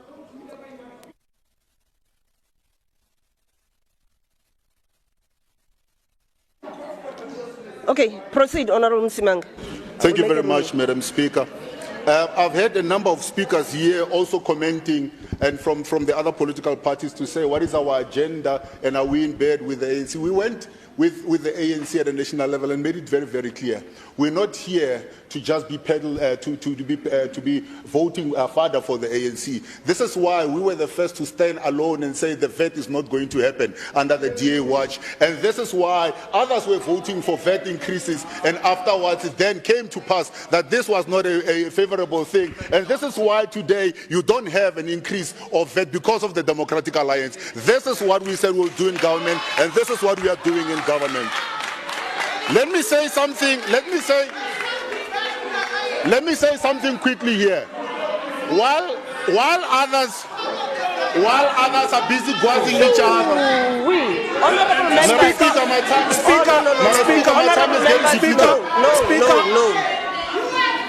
Honorable members, please take your seat.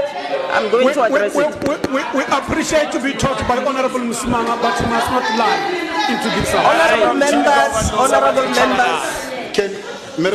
Honorable members. No, you're speaking in terms of Rule 77. Okay. Yeah. Honorable members.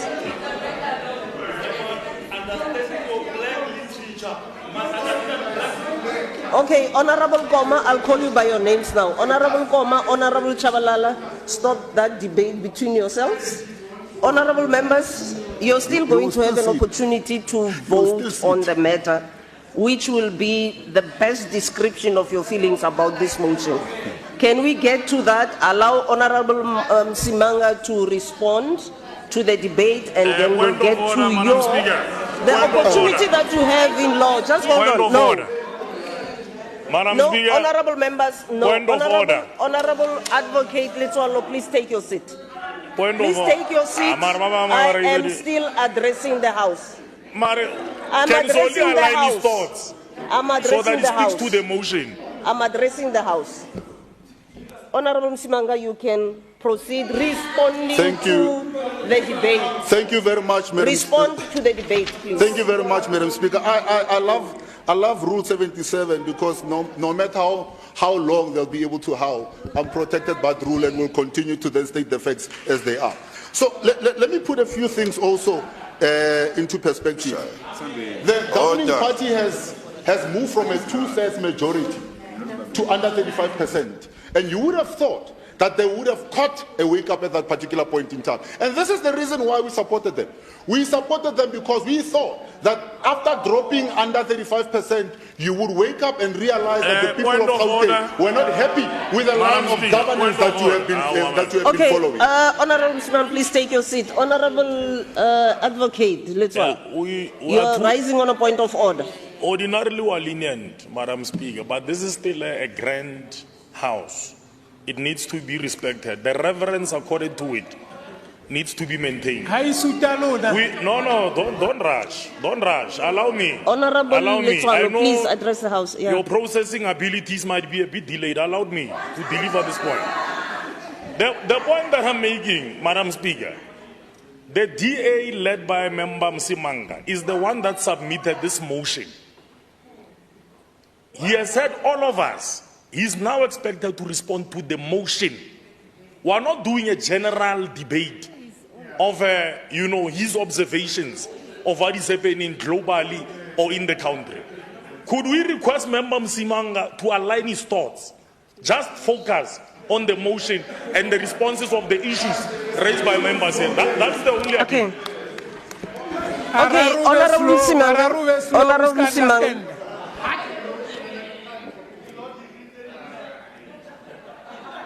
Okay, I'm going to sit here and keep quiet until you decide to behave, all members.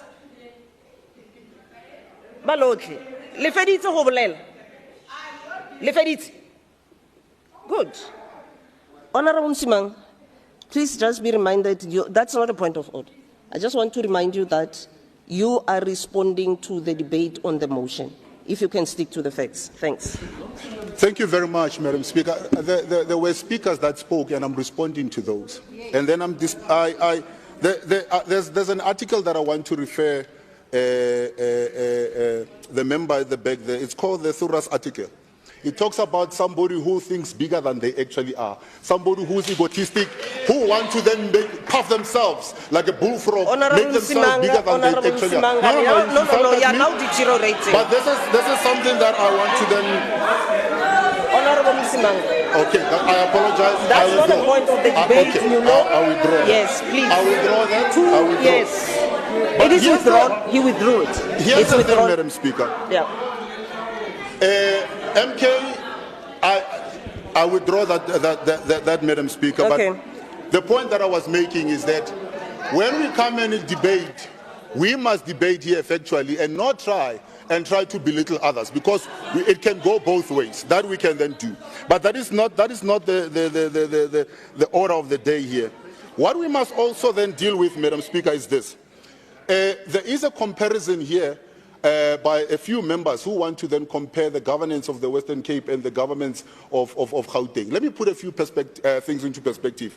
If you go and research in terms of the investment portfolios, property investment portfolios, the Western Cape is able to then attract more property buyers than any other province in South Africa, for a few reasons. One is that there is a proper infrastructure investment plan and it is being rolled out. Second part is that there is better security. Yes, it is lacking, and this is where the issues of national competency come in. So we agree with you, Member Maile, but here's the problem. While we are fighting the Western Cape for the devolution of power so that we can have police that are employed, that are trained, that are actually then deployed by the provinces, Premier Lesufi is sitting there and not saying much about it. And this is why we have Alan Winde fighting that battle solely there. And this is why we are saying we need to then have that devolution of power. But one of the things that you're not mentioning is that all your leaders own properties in the Western Cape. Why are they running to own properties in the Western Cape and not wanting to buy? They must buy. Name them, I can tell you where they have houses. All of them have houses because Ndata Cyril Ramaphosa owns properties there. Ndata Paul Mashatile owns properties there. Ndata Fikile Mbalula owns properties there. So we can go on and on. I can go on and on. But here's the point. The point I'm making is this. Your colleagues, you come here and want to then say the Western Cape is not a properly run government, yet your own leaders, even in their own mouth, they say it. If you don't believe me, go and listen to what President Ramaphosa had to say. You can learn from the DA, and you must be learning from the DA. What did Ndata Gwere said? Learn from the DA. But here's the point. We can learn from each other here, and we can belittle each other. The point of the matter is this. We have been saying time and time again, we have voted hoping that Ntate Lesufi would have learned and would have then accepted the fact that we cannot continue in the manner that we have been continuing. But instead of him turning his ways and coming to the table and saying, how do we then fix things, have continued to hide things from the people of Gauteng, have continued to mislead the people of Gauteng, and in fact has continued to keep some of the people that should have been taken out of government and actually then played musical chairs. That for me is the point of why we are here today. It is not to say the DA is bitter. The DA cannot be bitter. In fact, we have been proven right. We have been proven right time and time again to say staying out of that government is the best thing that we could have done. By the way, we were not fired. We were not co-opted. Up to the last hour, I kept getting calls to then say we're expecting you here. And I said, I have it in black and white. I have it in black and white. I can put it to the House in black and white to then say, give us the names and then we'll see how we deal with it.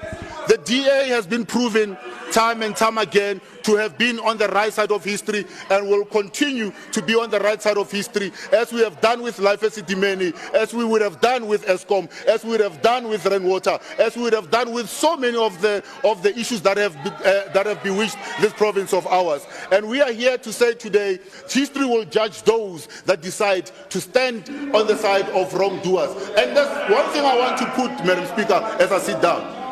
There were those within on the opposite side of where we're sitting who were asking for us to do this in privacy because they don't want to be voting that side. And we said, no, we don't want to do this as a secret ballot. We want each and every member to stand up and show which side they are going to be standing on. Because the history must be able to then judge and say, when things fall apart, who was responsible for those things falling apart? And now is the opportunity to do that. I thank you very much. Honorable Speaker, will the member take a question? Will the member take a question?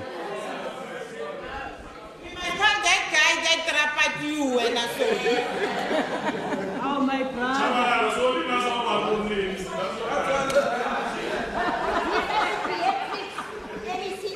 No, thanks. Honorable Msimang, are you aware that in 1994, the population in Gauteng was hovering around 7+ million, and more than 30 years later is now hovering just over 16.1 million? And are you in agreement that because the population, and every year in Gauteng you've got more people coming to the province, to be exact about 230,000, that places a huge burden on our infrastructure? Will you agree that Gauteng has to be given more money than all other provinces? Thank you.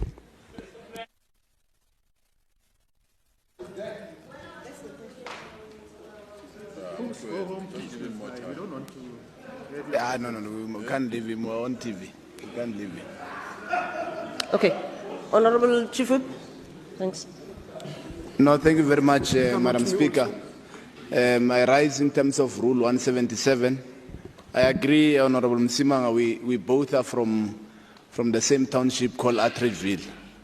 But we seem to be living in two different Attridgevilles. I want to pose a question to you. When did the water tankers arrive in our township? And who was in government at the time that the water tankers arrived? I want you to clarify. I have the facts, but I just want you to verify those facts for me. Thank you.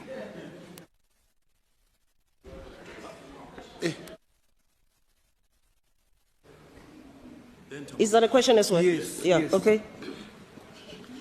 So, Speaker, I want to ask Member Msimanga that is he aware that the Western Cape has the highest number of foreign properties owned by foreign owners, but also Western Cape has a gentrification issue where poor black and colored are being brought out by air bins and international buyers, also experiencing the wave of settler colonialism where property land and even breaches are inaccessible to communities but to white Europeans.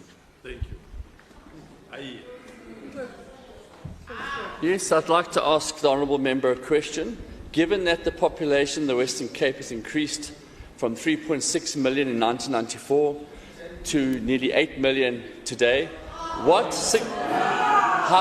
can the ANC learn from the DA with regards to service delivery and, and planning as far as infrastructure is concerned? Please, guide. Okay, just Honourable legitimate question. In terms of Rule 81, if you could please explain, I'm on the floor. Speaker, in terms of Rule 81, can the member sit down? Could please explain to the ANC caucus what planning is all about. Thank you very much. Honourable Mikwe. No, Speaker, I'm rising on Rule 89. We also have questions. You ask questions. We also ask questions. Hey, the Burgermeister for Mfulen. Just hold on, I can't hear you. Speaker, in terms of Rule 89, I suppose Honourable Msimang was responding to the debate. So Rule 77 is not applicable for this part. Can we move on, please? Okay. No one must respond on anything that has been said after he has closed the debate. Thank you. Okay, let me read that.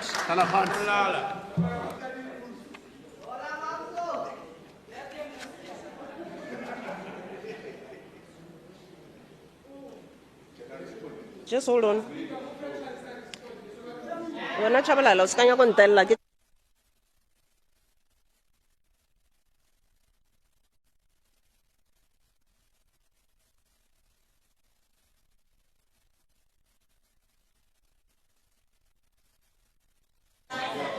To respond, Darata, we're going to respond properly.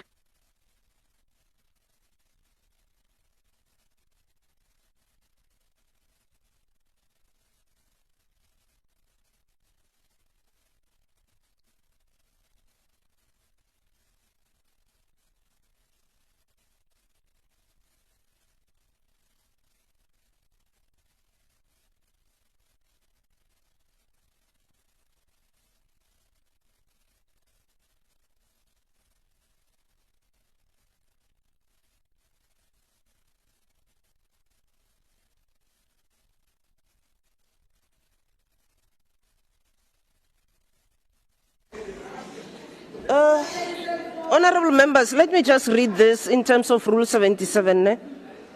Honorable Simanga is still on the speaking list. He still is on the speaking list. And it says, members other than those referred to in sub-rule 3 may not speak longer than 30 minutes at a time. I'm reading all of it. You'll get to the point.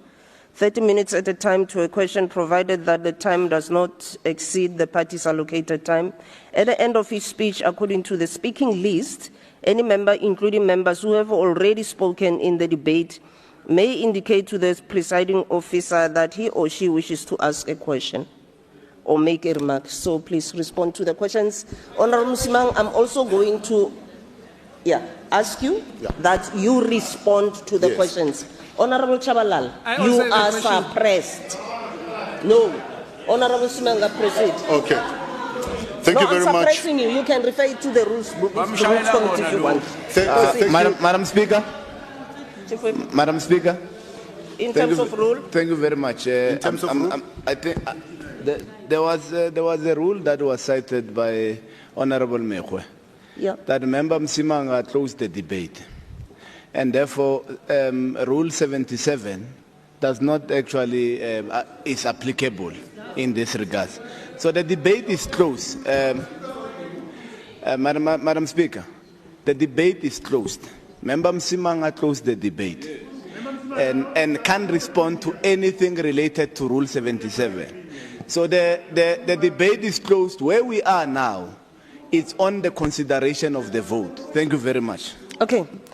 Okay, this is what I'm going to do. Madam Honorable Speaker, members, don't please. allow to be questioned by the Chabalala, I'm going to ask you, have you removed from the House? I'm going to have you removed from the House. No, I am going to do it. Honorable members, I just read the provisions of Rule 77, and please do not ask me to read them again. Honorable Simanga, respond to the 4 questions that were asked to you, and I'm going to plead with you that you respond to the questions only because he's still on the speaking list, honorable members. Thank you very much, Madam Speaker. There are fundamental questions that have been asked, and the answers are as follows. The ANC likes to brag about being evidence-led. Now, being evidence-led means that you're able to then project as well where your growth is going to be and where the people are going to be flowing to. So yes, since 1994, people have been flocking to Gauteng, and you can actually then project where the people are going to be settling. Therefore, in your planning, you should be saying bulk services should be going this way, houses should be going this way, economic opportunities should be going this way. Do you have that plan? Dololo, you don't have that plan. This is why you have a particular problem of not being able to then deal you are not able to then deal with the challenges of the growing numbers as you're supposed to have been receiving. Gauteng is still receiving. Are you going to stop me, ma'am? If you keep if I asked you to respond to the question. I am responding to the question, but please don't get into a debate. Honorable members, you either allow me to run the House or you can come and sit here, all of you. I'll sit there alone. All of you can come here. I'm asking you, Honorable Msimang, to respond to the question. Do not debate. Respond to the questions. I am. I need to explain that the point I'm making is this. When I'm asked, do I know of the population growth? And do I know that money is needed there? I'm responding to that. So I'm saying you need to be able to then say, where is your growth points and where is your plan? Because your plan then talks to the money that you need to be asking for. Because you ask money to then say, this is where my plans are. I need this kind of money so that I'm able to then deal with the population growth that we're dealing with. That is the response to Member Maile there. For you to then just be asking for money because you have numbers that are increasing without substantiating where is the growth plan and where is your projection, that is not something that is going to help you. That's the answer that I wanted to give. So, and member Makubela asked the question, where are the tankers, or where did they start? The tankers started in 2004, in fact. In 2004, the issues of the water tanker started. In Matlejwane, the issues of water tanker started there. You know what started that? Is when people started settling next to the reservoir and started digging there, because then you started having issues of reservoir pressure issues. And we can go beyond that. We can go to Mamelodi, we can go to Soweto, where people have started receiving, less pressure water or no water at all. So if you want answers, I can give you answers. If you thought this was going to be an embarrassment to us, no, it is not. It is an indictment on your government. Ntate Makwela, you're asking about the highest number of foreign investment. You see, there's a law in South Africa, and it's not governed by, it's not a law that is initiated by the DA. It's a law that is, it's an international law, in fact, that anybody can come and invest anywhere and become a citizen on the basis of investment. You can go and invest in the US and become a resident based on investment. You can go to Mauritius or wherever you want to go in the world on the basis of you being able to then invest. You can go and invest. So if you are saying that is something that must change, it's not only limited to the Western Cape, by the way. Go to Sandton and see how many communities are actually then coming from outside of South Africa that are allowed to come here. So if you want to lay that on the DA, I think that is misleading, and that is actually something that is misplaced. You must look at the laws if you want to change that, and don't blame the DA for being able to attract millions and billions of rands that is coming from outside of South Africa into the country. Now, the last issue here that the member was asking, what is the difference? The difference is this, ma'am. Planning, implementation, and holding people to account is what is going to ensure that government is moving in the direction that is supposed to be moving, is what is going to ensure that people are attracted to your province, people are attracted to your town, people are attracted to your suburb. Because if there is planning, there is implementation and holding people to account who are supposed to be delivering services, that's when government works for the people. Okay. That's when there's attraction. That's when you get investment. That's when you get a better quality of life. If that is something that the ANC haven't learned as yet, then I promise you the next 4 years or however is left is still going to continue to be doomsome for the rest of the people of South Africa. And this is something the DA is not prepared to stand and account for. Thank you very much. Okay, honorable members, this motion was tabled for adoption.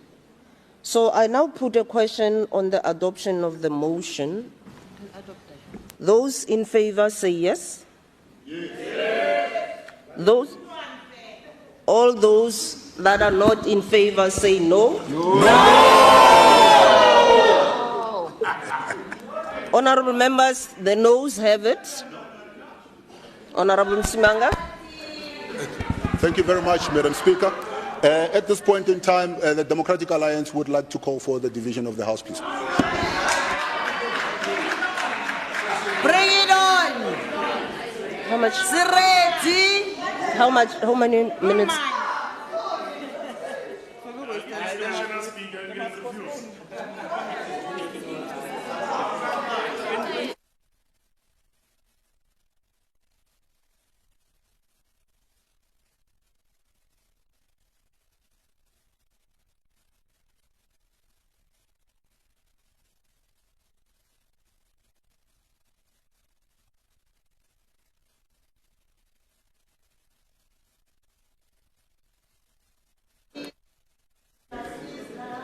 Okay, honorable members,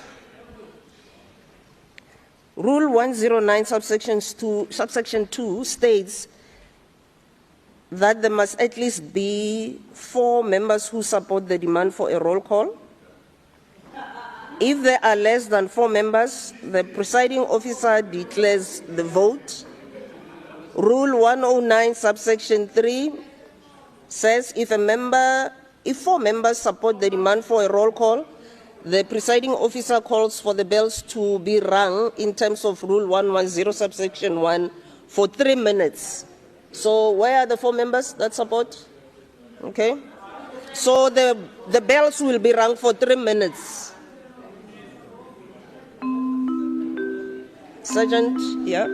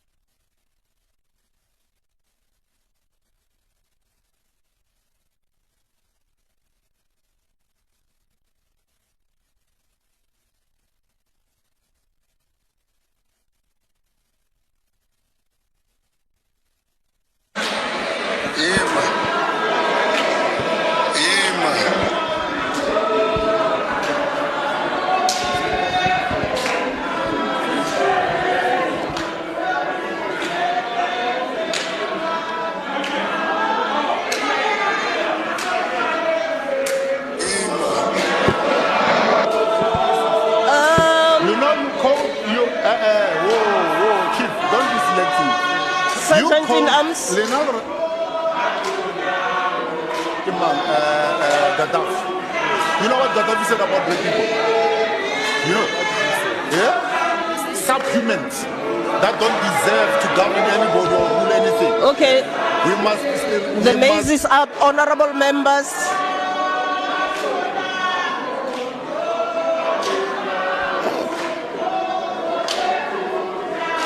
Sergeant in arms, can you please close the doors? Sergeant in arms, lock the doors.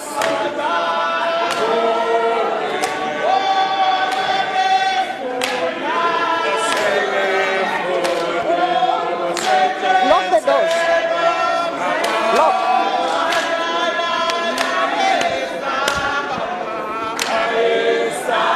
Sergeant in arms. Hola. Hola, como.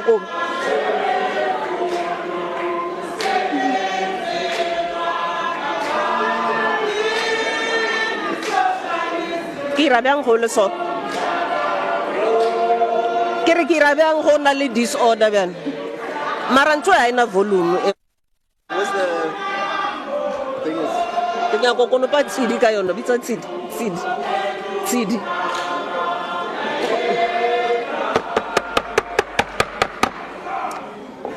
Sergeant in arms, close the doors, please. Close and lock the doors. In the volume. Oh, there we are. Sergeant in arms, close and lock the doors, please.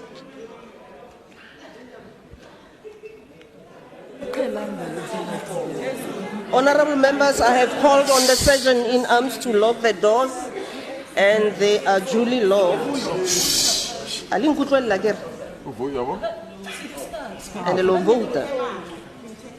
Okay.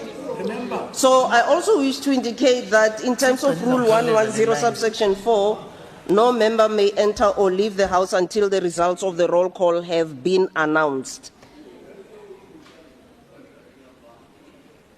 I now call on the Secretary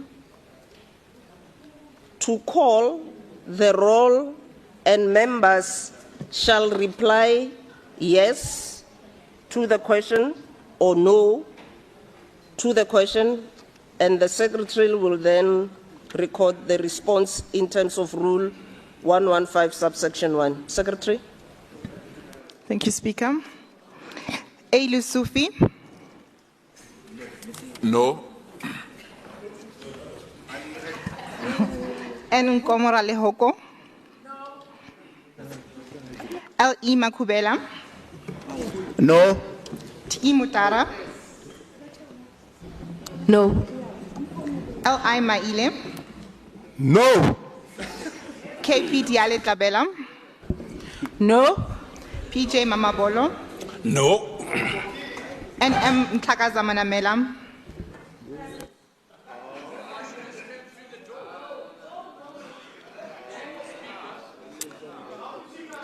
MMA Mfikwe. No. No, Speaker. MD Mklope. Mfikwe, no. Mfikwe, no. Mklope. MD Klope. Madam Speaker, on a point of order, you said the doors had been closed and no member shall enter or leave while the roll call is taken. No, she wasn't. She was outside. You cannot take the vote from Speaker, we honourable are member. voting. He's nullifying our vote. Honorable members. It's not true, Chair. Speaker, there's Honorable members, just hold on. Water, Speaker. drink water. Water, drink water. I was not outside, Madam Speaker. I was behind this. I was behind this pillar. That's Honorable inside. members, the doors are closed. There is no door here. And locked. So if you're saying that she was outside, who opened the doors for her? No, don't respond, please. Proceed. MD Klope. No. LH Mekwe. Kasongo, yo. No. ME Kumalo. No.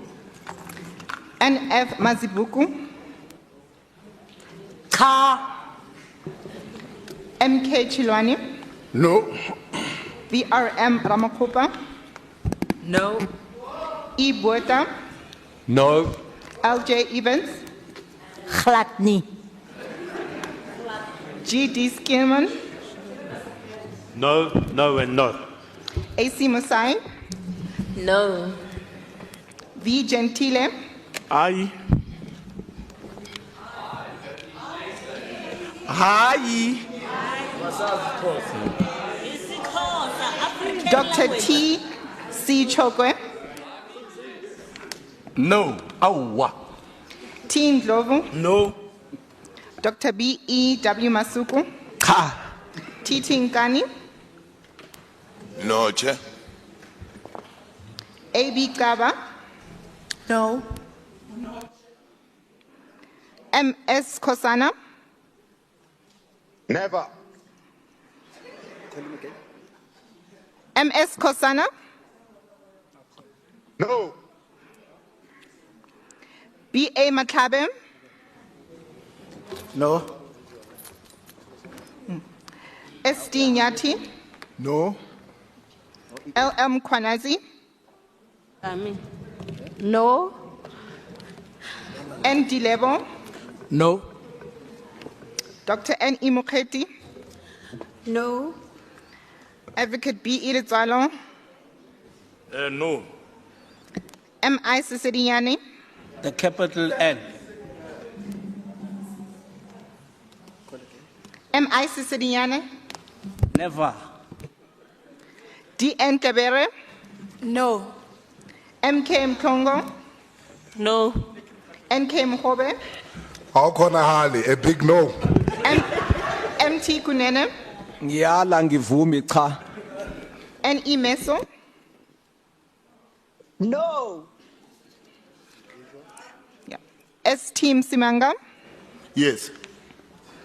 M. Moriarty, Yes. Dr. J. B. Bloom, Yes. P. Makwala, no. No. No.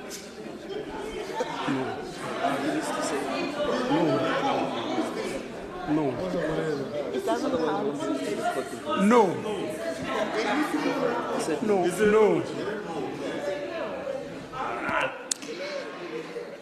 Advocate A. W. Alberts, Yes.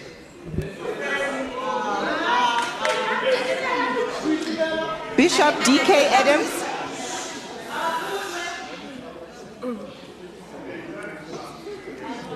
Abstain. Bishop D. K. Adams, Abstain.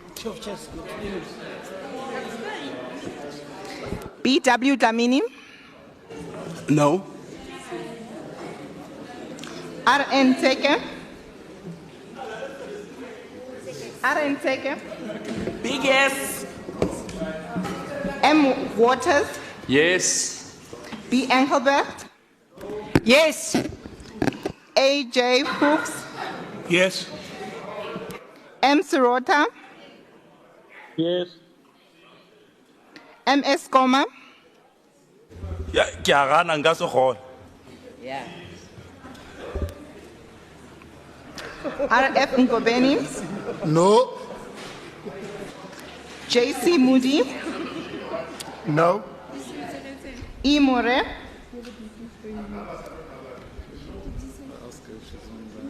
No. She said no. She said no. No. Ayanda Ali, No.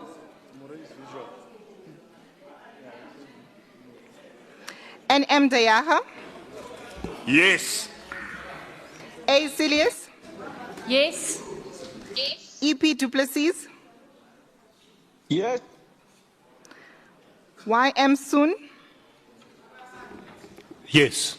C. Bosch, Yes.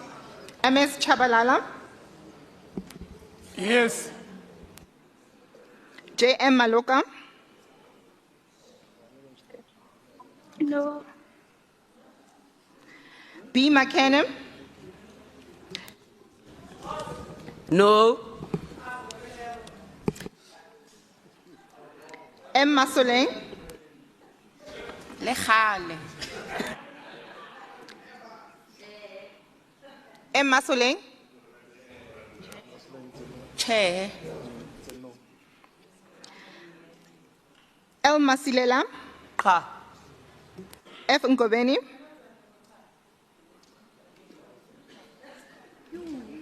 No. NC Simatla, No. K. Poho, Le maburu nka se kgone, no. R. Robinson, Yes. SJP Dos Santos, Yes. ON Madzebatela, Yes. MB Hicklin, Yes. J. Miller, Yes. ZK Rasilingwani, Yes. NJ Van Dijk, Yes. LJ Dejager, Yes. RL Abrahams, Nia, T. Siteka, No. FJ Mulder, Yes.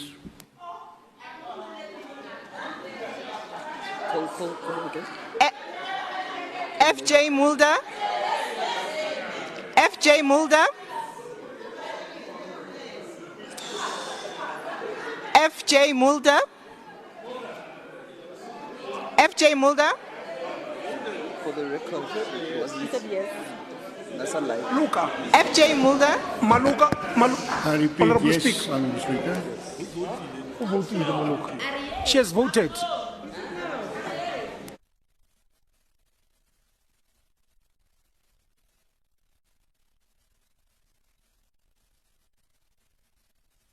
Yeah, the votes will be tallied, honorable members.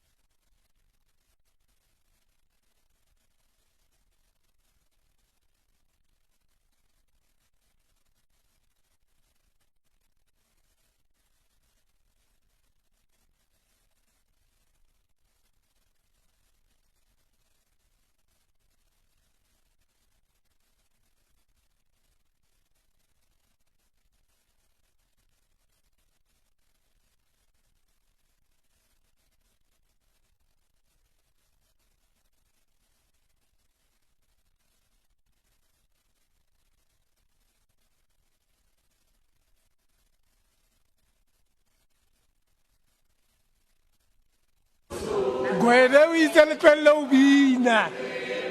Gwede o itse le tlohelle ho bina.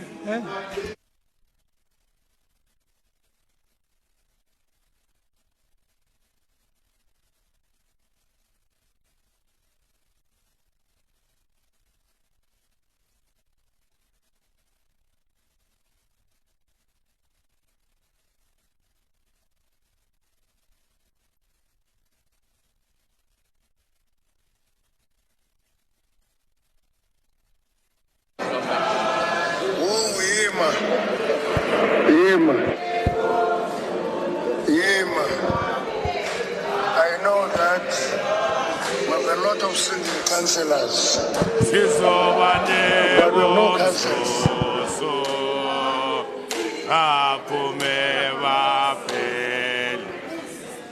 Capacity dololo.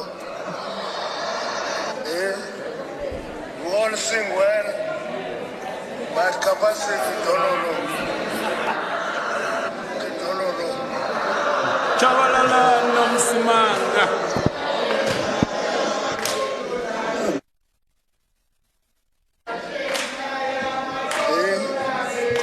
All sing well, but capacity dololo.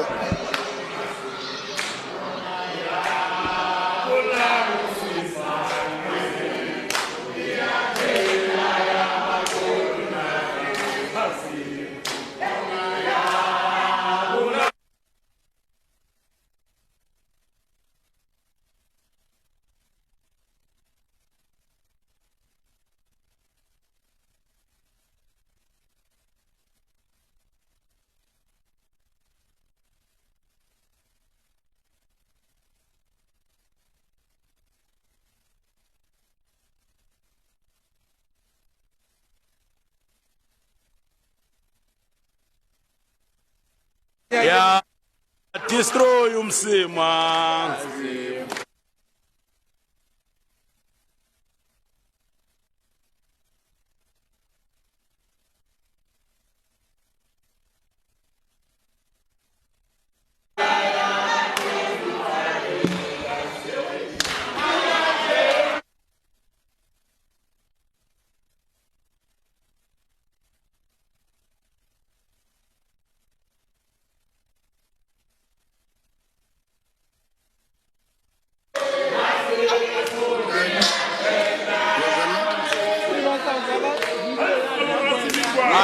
Yeah, destroy umsima.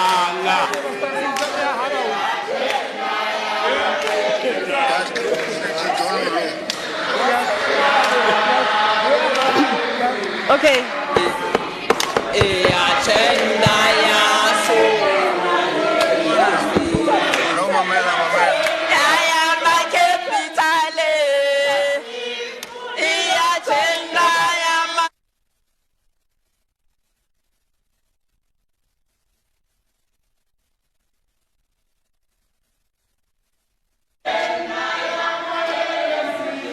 Okay, honorable members, order.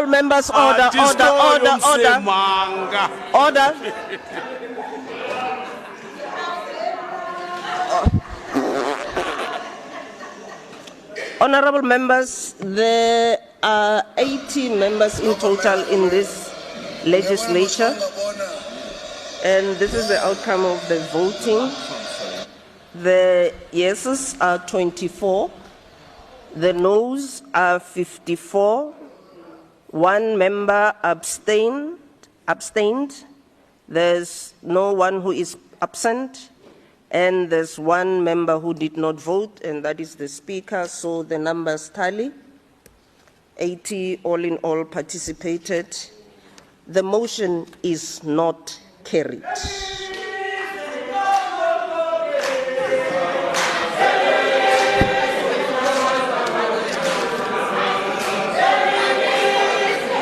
Oh, Leaders of political parties, Chief Whip, members must come and sign. Leaders, just hold on, Deputy Speaker. Yeah, please, members must come and sign. Yeah, you can sing.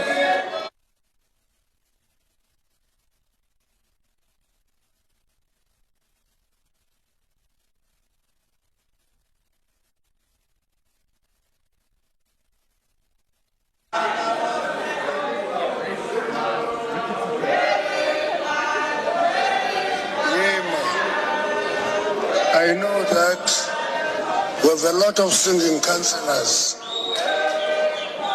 we have no councils. I wanted to on the course by 3 o'clock, and I still got to do I think.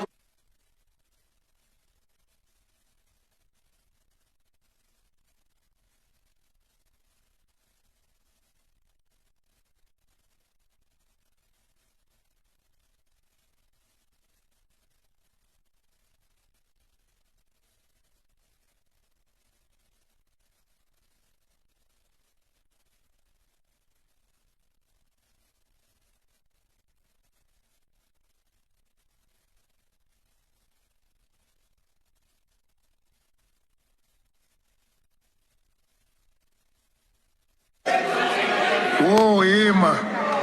Why is I need to? Ima. Ima. Chabalala mnomsimanga. Chabalala man to man.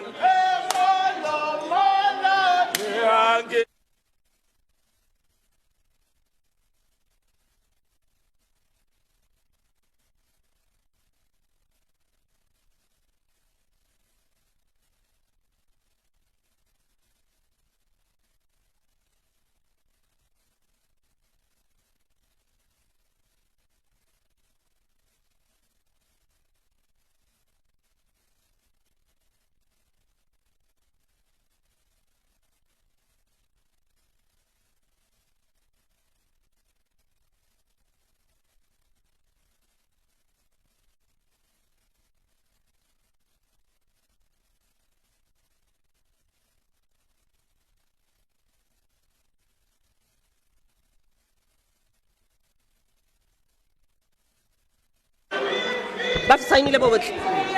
Okay, honorable members. Huh? Who? Oh, okay, she'll come and sign, yeah. Okay, honorable members, this brings the meeting to a conclusion. Thank you very much. Have a nice day further. No, you wait for the exit of the speaker. Thank you.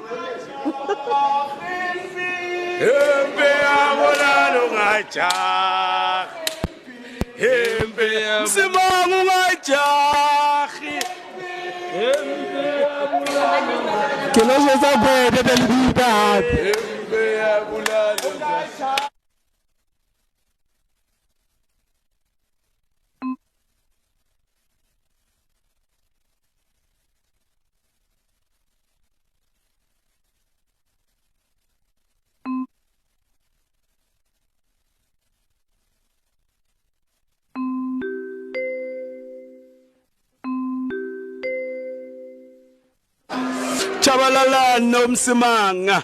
Chabalala man to man. Amazulu choose.